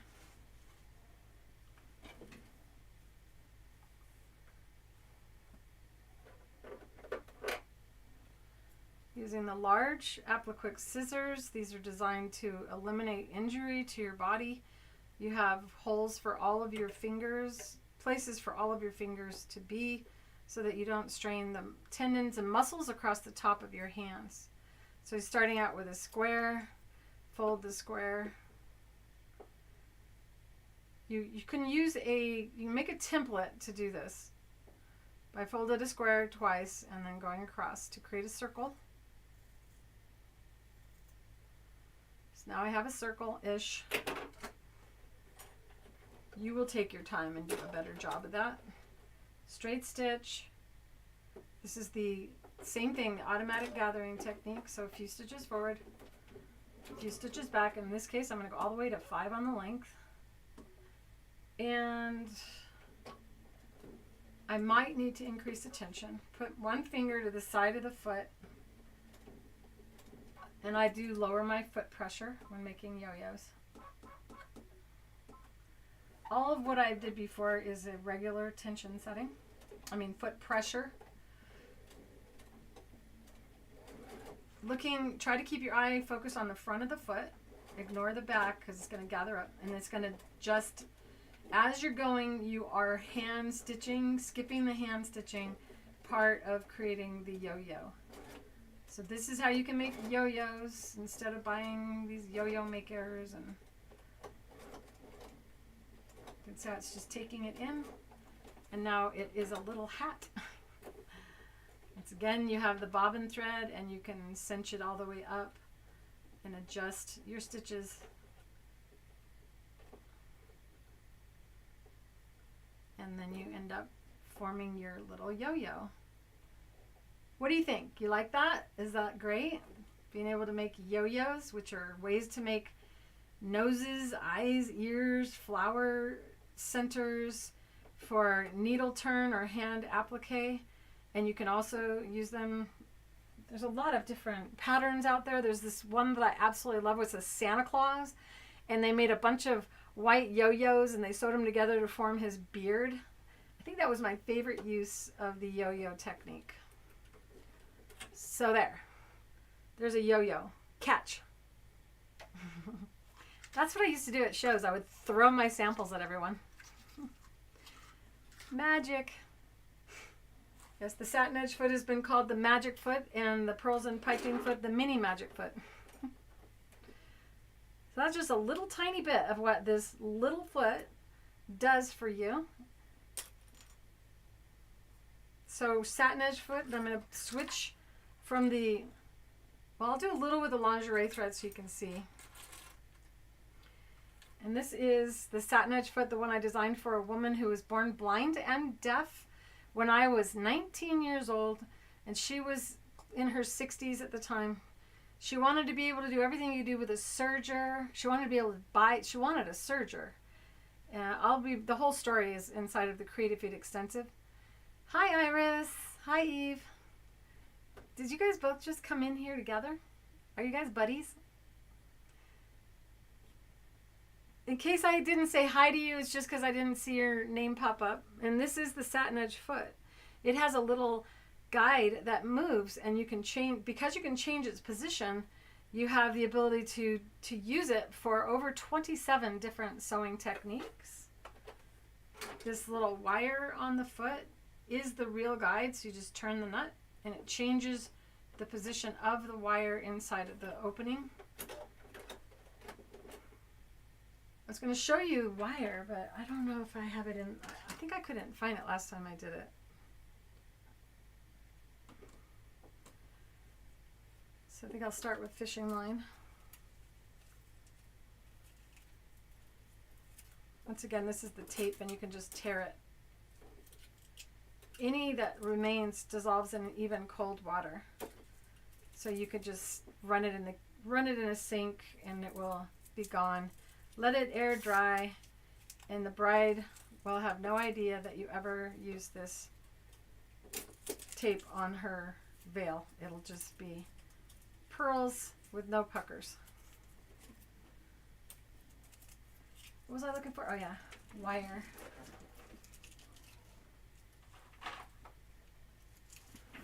Don't forget to look for the videos on the other types of bridal products that you can make and sell. Tell you what, you could sell that on Etsy. Personalized champagne coasters. I don't know what you would charge, but I'm sure you could charge a lot more than the cost of those things. Help me find the wire, angels.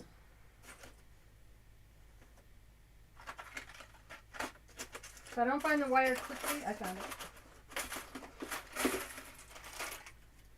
So this is the kind of wire I use to mount the veils. Why do I use wire? Because I don't have to sew. I don't have to hand stitch anything. And it's really impossible to break that wire. And this is quick snip.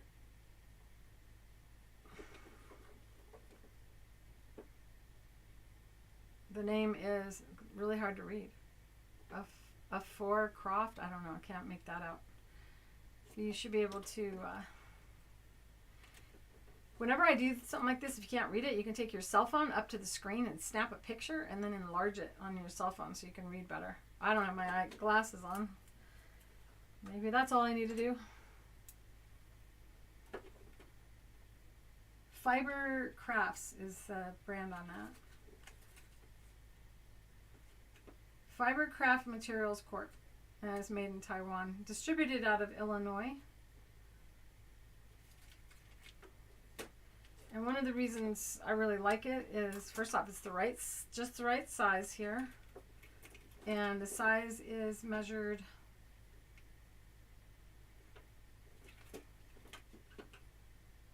it doesn't have the size measurement.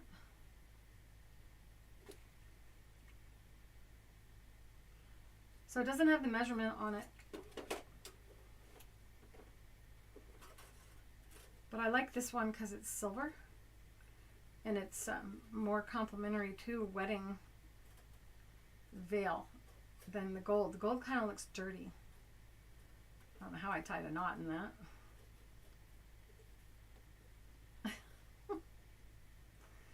If you make jewelry, you might have this. So just kind of show you what it looks like next to the bridal gown. Here we go.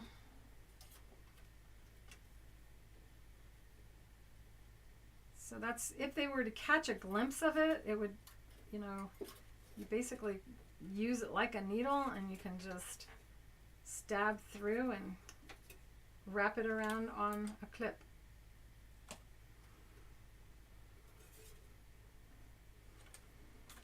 On the coasters, this is a video you can watch.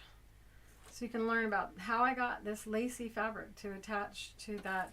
And the base fabric below the lace is bridal satin, high quality bridal satin. And in between is the Timtex double-sided fusible batting. And I embroidered that using the OctiHoops free motion. In the pattern, you get bride and groom as an option for you. Okay, so if I want to do fishing line or have this look, not the fishing line, but this wire edge, which makes it so you can form it and really get a nice consistent shape. This is how you do it. You take the Satinedge Foot, and on that I think I used a heavier thread. Let's show you what it looks like. And I didn't cut this straight. This is when it matters. So you want to take the time to cut nicely before doing a satin stitch, because otherwise you gotta you're more likely to have a messy look otherwise. Timtex is the brand that my brain remembers the name of. It's the same product that I used for the snowman mug rug video. So if you watch that, it's the same product. Using a zigzag stitch now, and you're gonna want to hold this the wrong way. So try to straighten it out a little bit just so I can insert it into the foot. The bottom of the Satinedge Foot has a channel that allows for thick amount of thread to go beneath it. I got a 3.5 millimeter wide width. And I'm not sure I'm going to stay with that. We'll see. Got to get this to the in between the guide and the needle. So we want the wire to be, here's the needle coming down, and we want the guide, and we want the wire or the needle to swing beyond the wire and over the guide. Now if I try holding my hand on the wire, let's see, get it back, come on, get out in the back, please. It's going down the throat plate.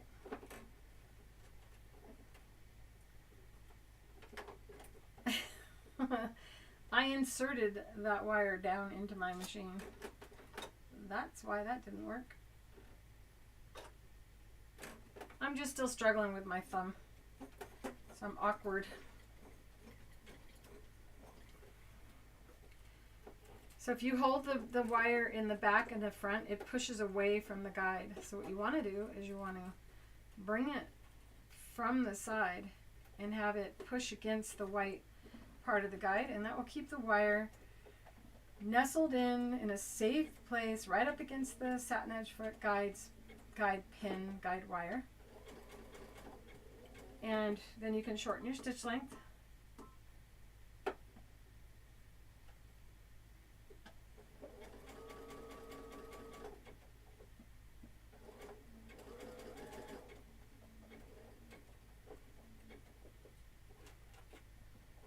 And I'm watching what I'm doing, so I don't know if you guys are asking questions.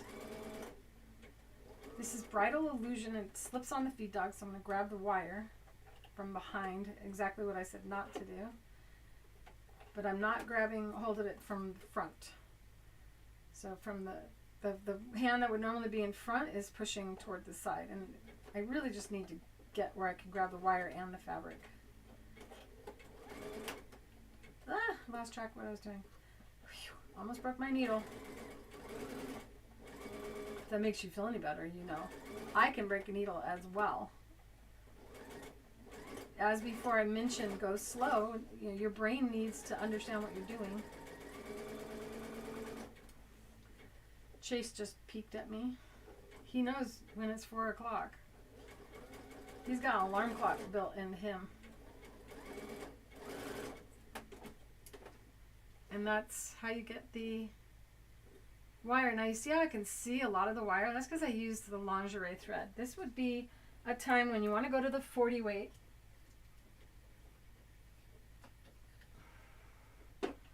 Polyfast 6580 is the bridal white for white satin, or white tulle. And if you want to go down, if you want to use the ecru bridal, let me get that color for you.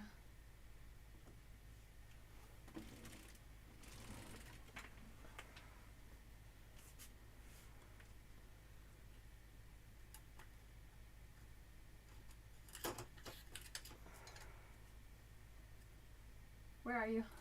Show yourself.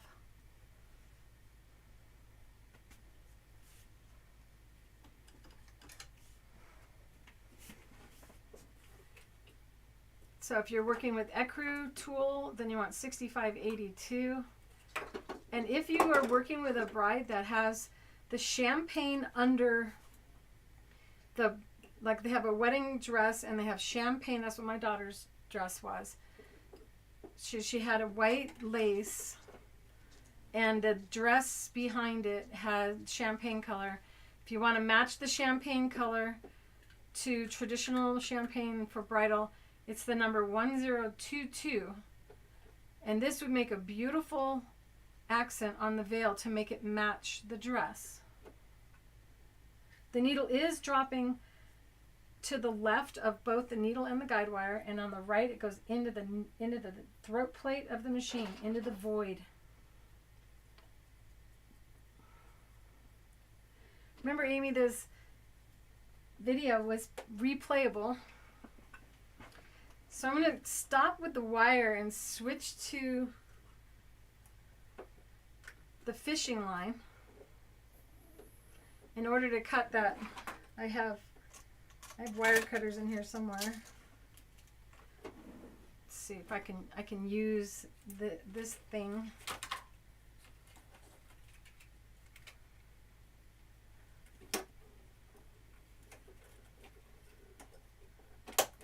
There.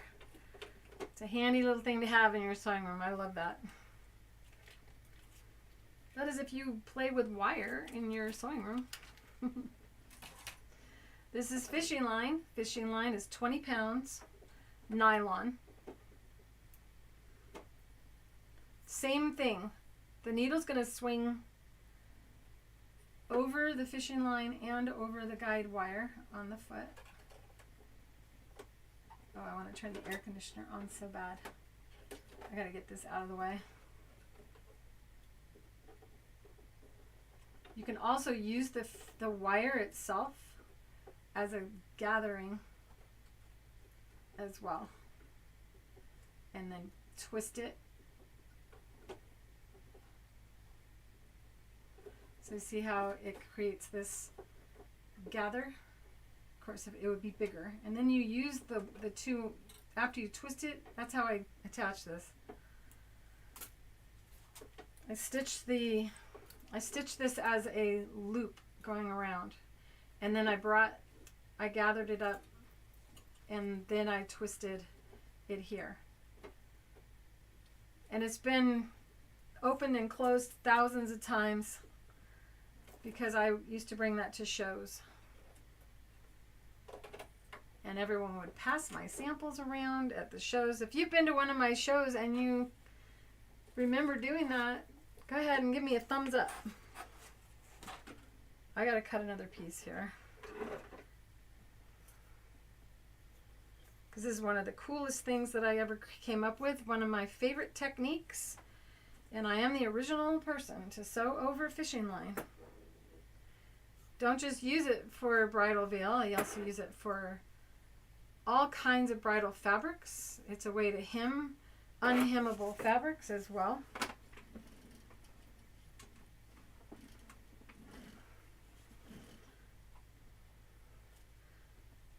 Where is this? Okay, here we go. Now you can do this with a serger, but you can also just do it with the Satinedge foot. Take and slide that fishing line in just like we did with the wire. And we want to get off the edge. It's also invisible, and my eyesight is not what it was when I invented this. I need my elbow pads, are too far from me. It's hard for me to even show you this because there's a lot of silver and the light's reflected. But you want to make sure you have a good amount of the fishing line sticking out from the back. Once you get that started, you don't really need to hold it at all. And this time, you want it to come off from the right. So all you're really doing is grabbing the fishing line that's coming out and it's connected to the veil. Doesn't really matter if you stretch this. Where's that veil? And you can go really short on your stitch length. Where's that? Everything's invisible and slippery. These magnifying glasses change my perspective to how far I am away from something.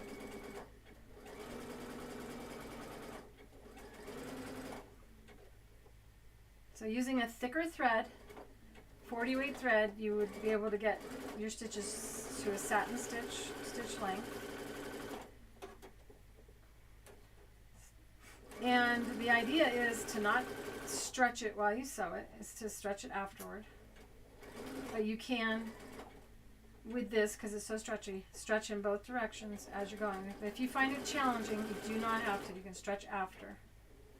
It's a lot better to stretch after because you're more likely to get your needle to maintain staying on the edge of the fabric. If you want to stretch from behind, that's okay, but I'm really not trying to stretch. I'm just trying to guide. Much easier to just guide and stretch after. So I'm doing a long piece here because it's pretty to see the drama of it.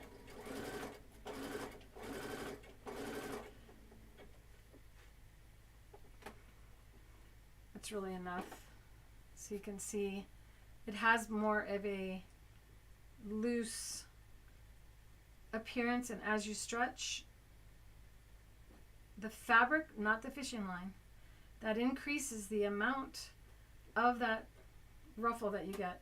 And if I hadn't had like 10 inches coming out of the nylon fishing line, you could end up pulling it out. So you want to be really mindful of that, and not a bad idea to take this through before you really stretch in both directions, and tie that off so that on one end, so that the fishing line can't come out as you then stretch. So the more you stretch, the more it ruffles, and it's locked in on that fishing line. If you don't have your if you use too wide of a zigzag stitch, the thread won't hold on to that fishing line, and is why I recommend at least your bobbin thread be the nylon lingerie thread, because it will pull and help that needle thread grab hold of that fishing line so that you get that curly, pretty effect. And you can do that on all kinds of fabrics, but in order to get this same flowy, smooth look, you have to have your fabric cut on the bias. So if your fabric doesn't have a stretch in all directions like the wedding veil, you have to cut on the bias, or have an A-line cut for a skirt. I wanted to show you how I stitched with the octi hoops. It's not 4 yet. I have time. I'm gonna do a little bit of that. So for the bridal, for this stitching that I did, that lacy look,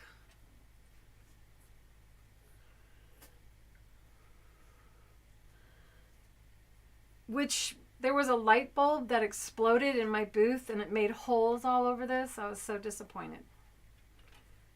This is one time when I did hand sew to this clip that I found at a Claire's, and I attached it to that, so you can,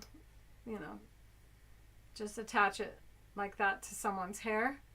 I think this generation is a little bit more simple. Not everyone though.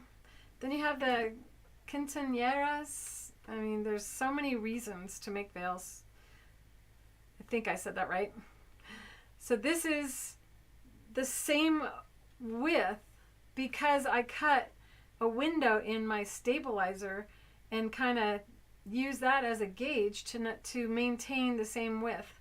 So I didn't have to measure. I just had to cut the veil pretty much to size, close to size. And then afterward I finished the edge with yarn. And I did that with which foot? Which foot can I finish the edge of the fabric with yarn? Which one? So I'm going to take our stick and tear stabilizer and attach it to the back of this. The stick and tear is our product.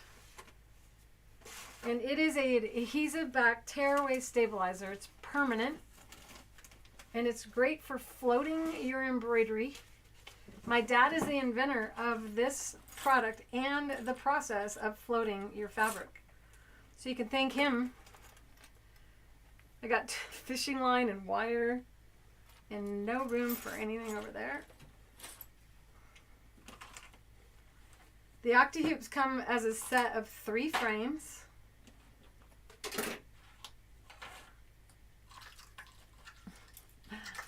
It's always a mess when I'm done with my show. And I want to show the sequin ribbon foot. Do you guys want me to do? Yeah, I'll do a little bit. I'm going to show you yarn on the edge with the sequins and ribbon foot. You're correct. The sequins and ribbon foot is the one that will hold yarn for you. with the 1/8 inch accessory guide attached. Tinkerbell, you sneezy. Aw. Did I have a mess by your... There we go. Here's a pretty yarn.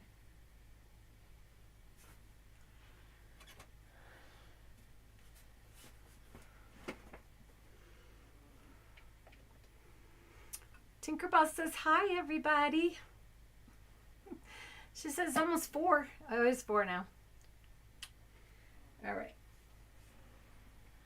I didn't realize I had a bunch of tulle on her chair, what she was dealing with. But I love this color. This got a little dirty. This is what I used for my booth. I would close my booth with this. Have this be a very, very insecure wall. So this is the yarn I used on that veil. After doing the fishing line, I stitched it on with this. So I'll do a little bit of this.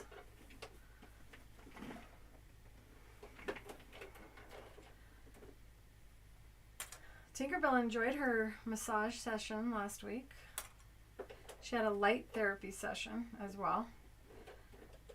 When you have the foot on the machine, by the way, if you're using our adapter, you can just twist it off like that. So if you're struggling to try to push it off, know that you can't break it. You can just twist it right off. Just take a deep breath and don't be afraid. Sequins and ribbon comes with a 1/4 inch guide, and then there's the 1/8 inch and a 3/8 inch. And the ribbon that I have here would fit nicely in the 1/8 inch slot. I can't really get it through, so you take and cut at the end at an angle, and then you're able to slide it right into the tube and pull it out the other side. There are people, for some reason, someone's out there teaching something and they're teaching to buy the Satinedge Foot and then get the accessory guides, and they're skipping the sequins and ribbon foot. So if you skip the sequins and ribbon foot, you don't have the most popular size guide, which is the 1/4 inch. And the bottom of the Satinedge Foot has this deep channel beneath it, and the sequins ribbon does not. This is my invention, and I can tell you that while you can attach these to both feet for ribbon, sometimes I do use this, but for decorative stitch ribbon application. So you just loosen the nut or turn it toward you until it falls off.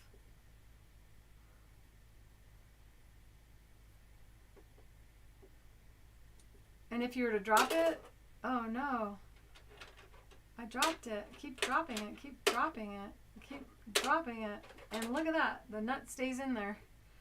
So you don't have to worry about losing your nut. And then you just pull it out, slide it into the next guide, and once again it fits snugly in there, and attach it. And it's loose and can flip around until you line up the clear post with that slot. My assemblers do it like this, and then finish screwing it on. So I'll do a little ribbon and then a little yarn.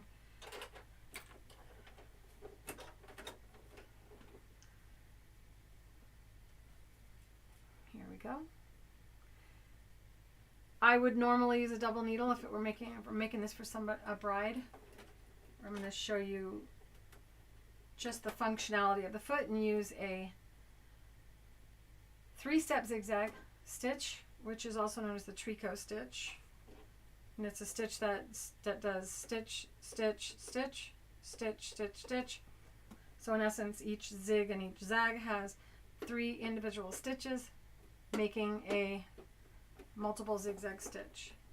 It's the least visible of all the stitches the machine possesses. The size of the stitch, or the width of the stitch, I'm going to take to a 3.5 millimeter wide width. I'm going to go longer on my length, take it to 1.6 length. Put my glasses back on so I can see.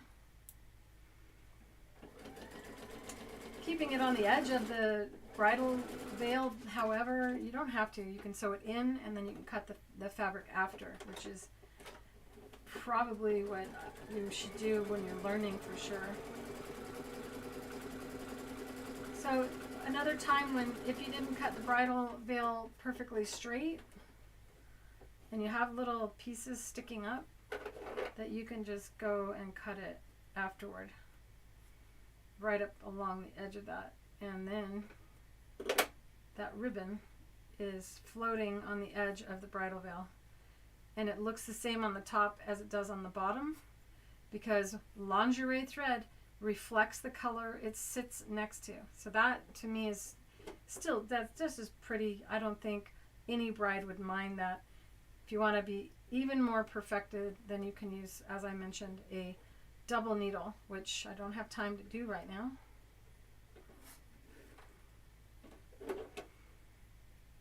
For yarn, want to apply yarn on the edge, then we take a piece of thread and lay the yarn over it.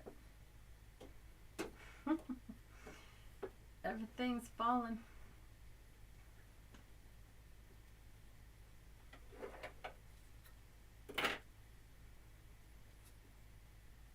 So basically you have the thread cradling a piece of yarn, and you do that so that you can, where'd it go?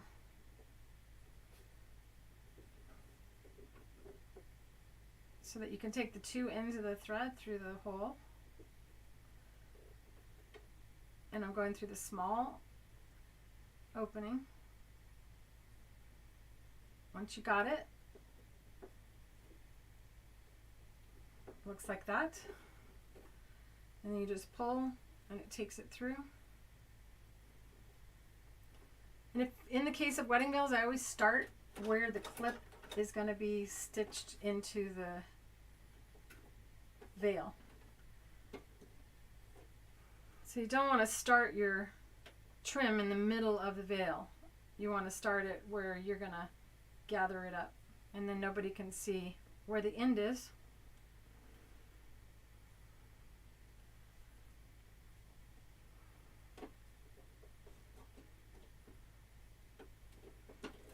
You guys are getting quiet. I'm about to say,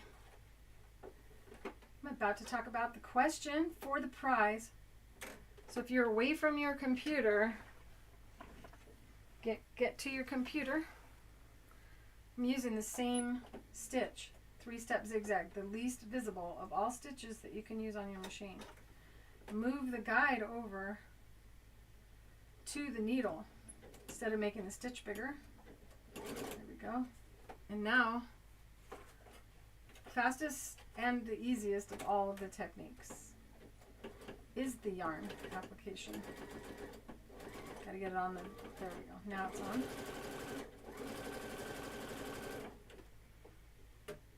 And it creates this white, sparkly edge on your veil. And once again, you do not have to hold that yarn. And when you're finished, you have this stitch that it looks like a stitch. People at the shows would go, "What is that stitch on there?" And what they're seeing is the yarn, and they can't make out that it's yarn because it's not something you would normally see. Got too much light. How'd I do that?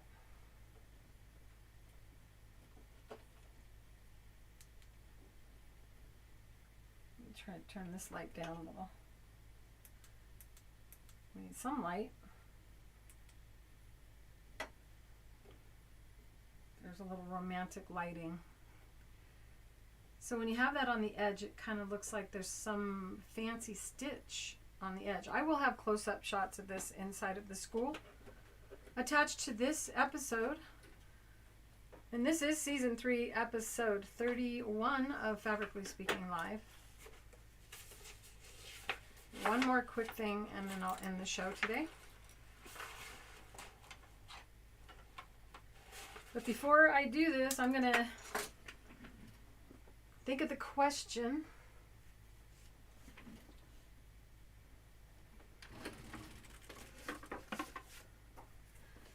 Because I have a hoop already ready with some stick and tear attached to it.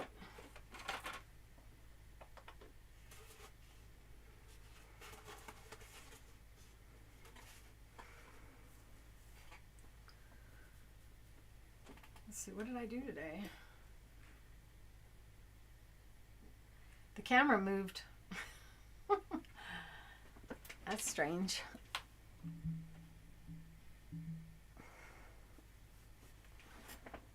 I know why, because I moved my iron. It's probably been off the whole time.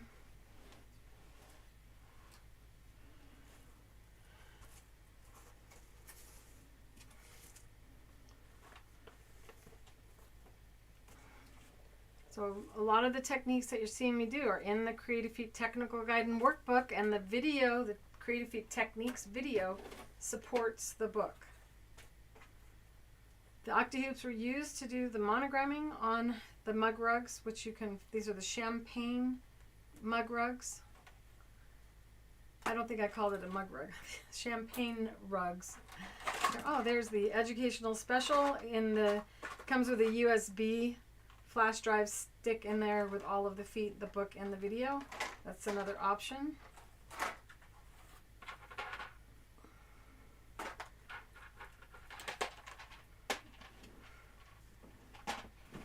Put my bobbins away, trying to get to where I can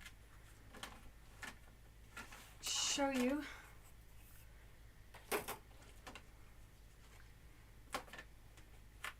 On this hoop that already has our stabilizer attached to it, I got too many hoops. You get 3 in the kit. For this, I would normally use the smallest. I'm going to do that because this is not as sticky as it should be. I'm missing a box that I usually use.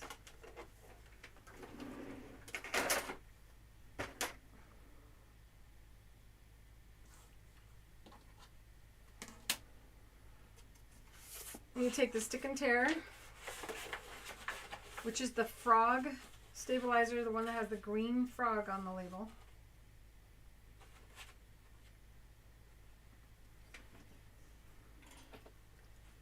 Trace around. Hi, Carlene. Hi, Madeline. If I didn't say your name, please don't be offended. I just haven't been looking up as much. This is the last thing I'm going to do, then we're going to end the show.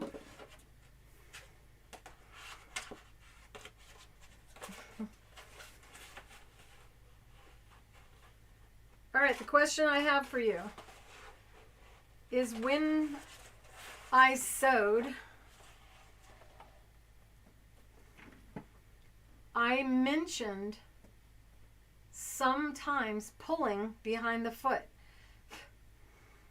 What did I tell you to pull on from behind the foot? Hurry up, answer the question. Whoever gets the question right, I mention it more than once. What? I don't tell you to pull behind the foot very often, almost never. But I did today. What did I tell you to pull on, and why did I tell you to pull on it?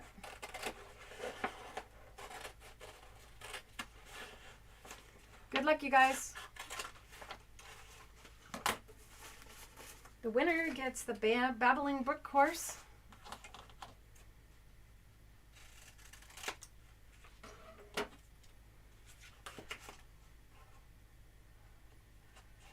Okay, so right off the bat, Amy, where's it? The chat's moving too fast.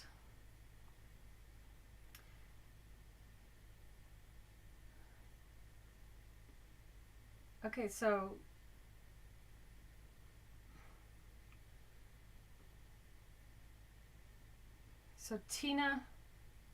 Tina answered correctly, the pearls or the wire.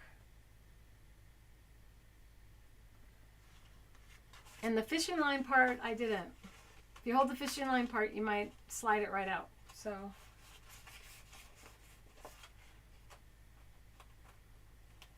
now you, just for bonus, why did I say to pearl? Why did I say to hold on to the pearls from behind the foot? As I attach, boy, I looked all fresh when I started. I'm melting.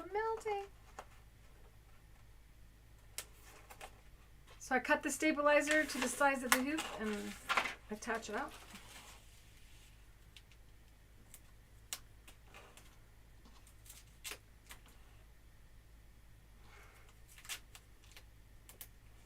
It was 60 something degrees in here when I started. I put the air conditioner on for an hour before I started. But with all the lights that we have in here, it only took about 5 minutes for it to get up there. It's a drum, tight as a drum, that's what you want. And then you decide how big do you want the stitching to be on your veil, how wide do you want it to appear along the edge. And this is, it kind of shrinks up into it.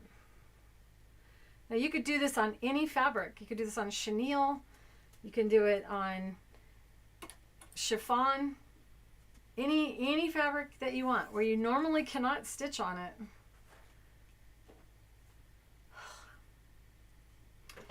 You could draw on the favor. It's time for me to stop. You can draw on your stabilizer, indicating how wide you want to sew. And then we're going to go ahead and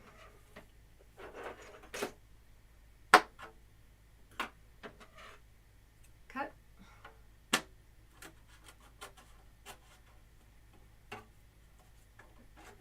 It's a good idea to limit yourself to a small area. You want it to be past the marks.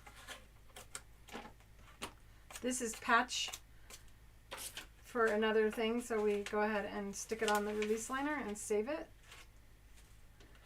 I could go further than that. But, so this is the point that I'm trying to get at right here. This is the no sew zone.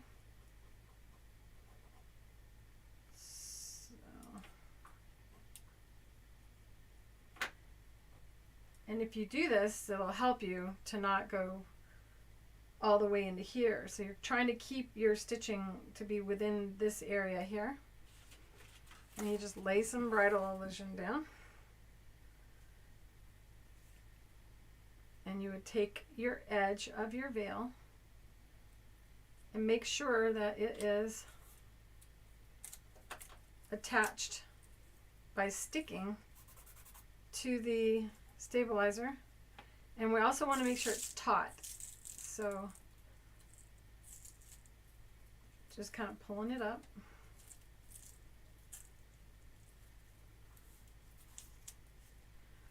And we take it to the sewing machine.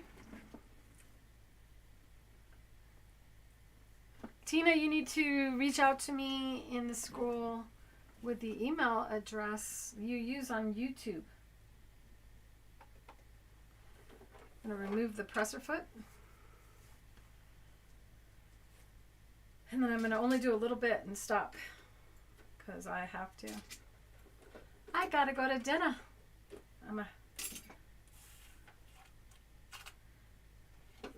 So I can see holding it up that it's a little wavy right there.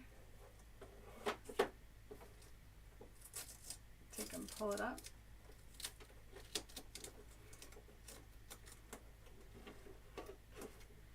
Now this veil would charge more for. This has the lingerie thread and the needle and the bobbin. But you can use a polyester as well. no foot on the machine.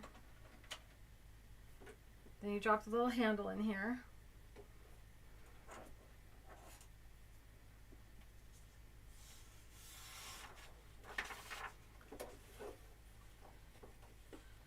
And this is the stitching that I'm doing as I go flower,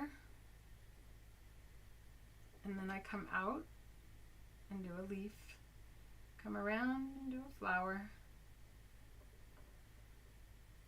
come out, do a leaf, come out, do a flower. So if you practice this on paper first, and it has a really pretty like lingerie look. You could do this on lingerie fabric as well.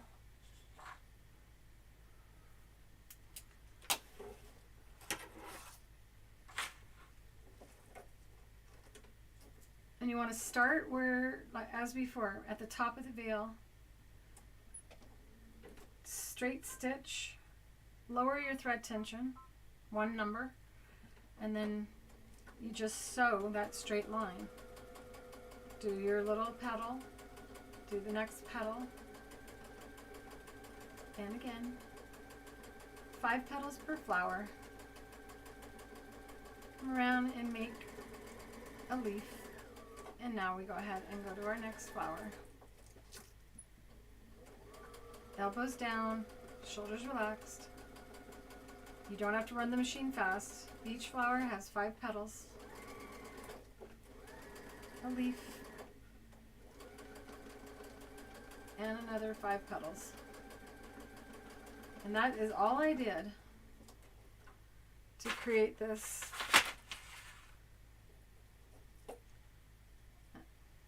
I feel like if I could just turn off the light, you could see it better. There we go. See how pretty that is? And there you can see the yarn is the exact same yarn that I used. And it doesn't look like yarn, it looks like a stitch incorporated into, maybe this light.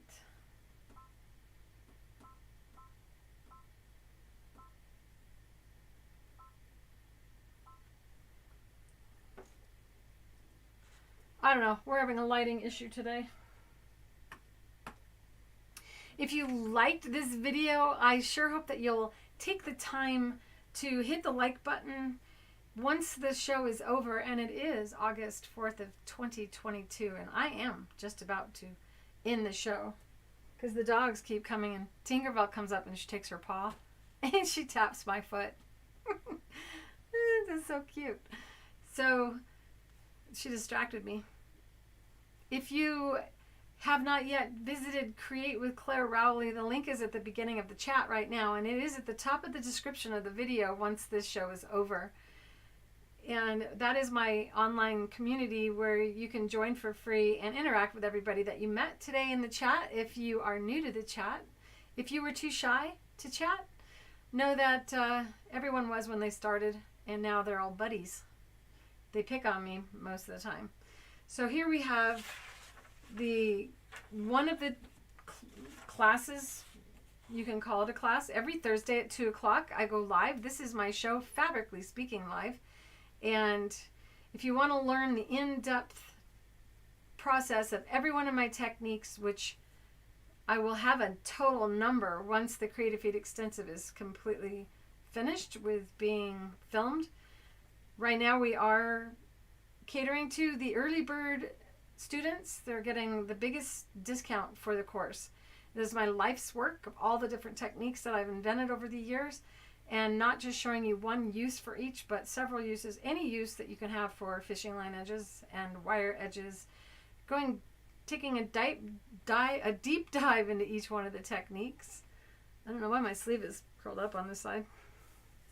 I must have been ready to roll up my sleeves and get out of here.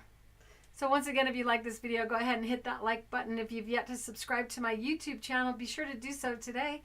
And I will see you in the school. Love you all. Thank you so much for watching. Congratulations, Tina. You won. See you next week. Bye.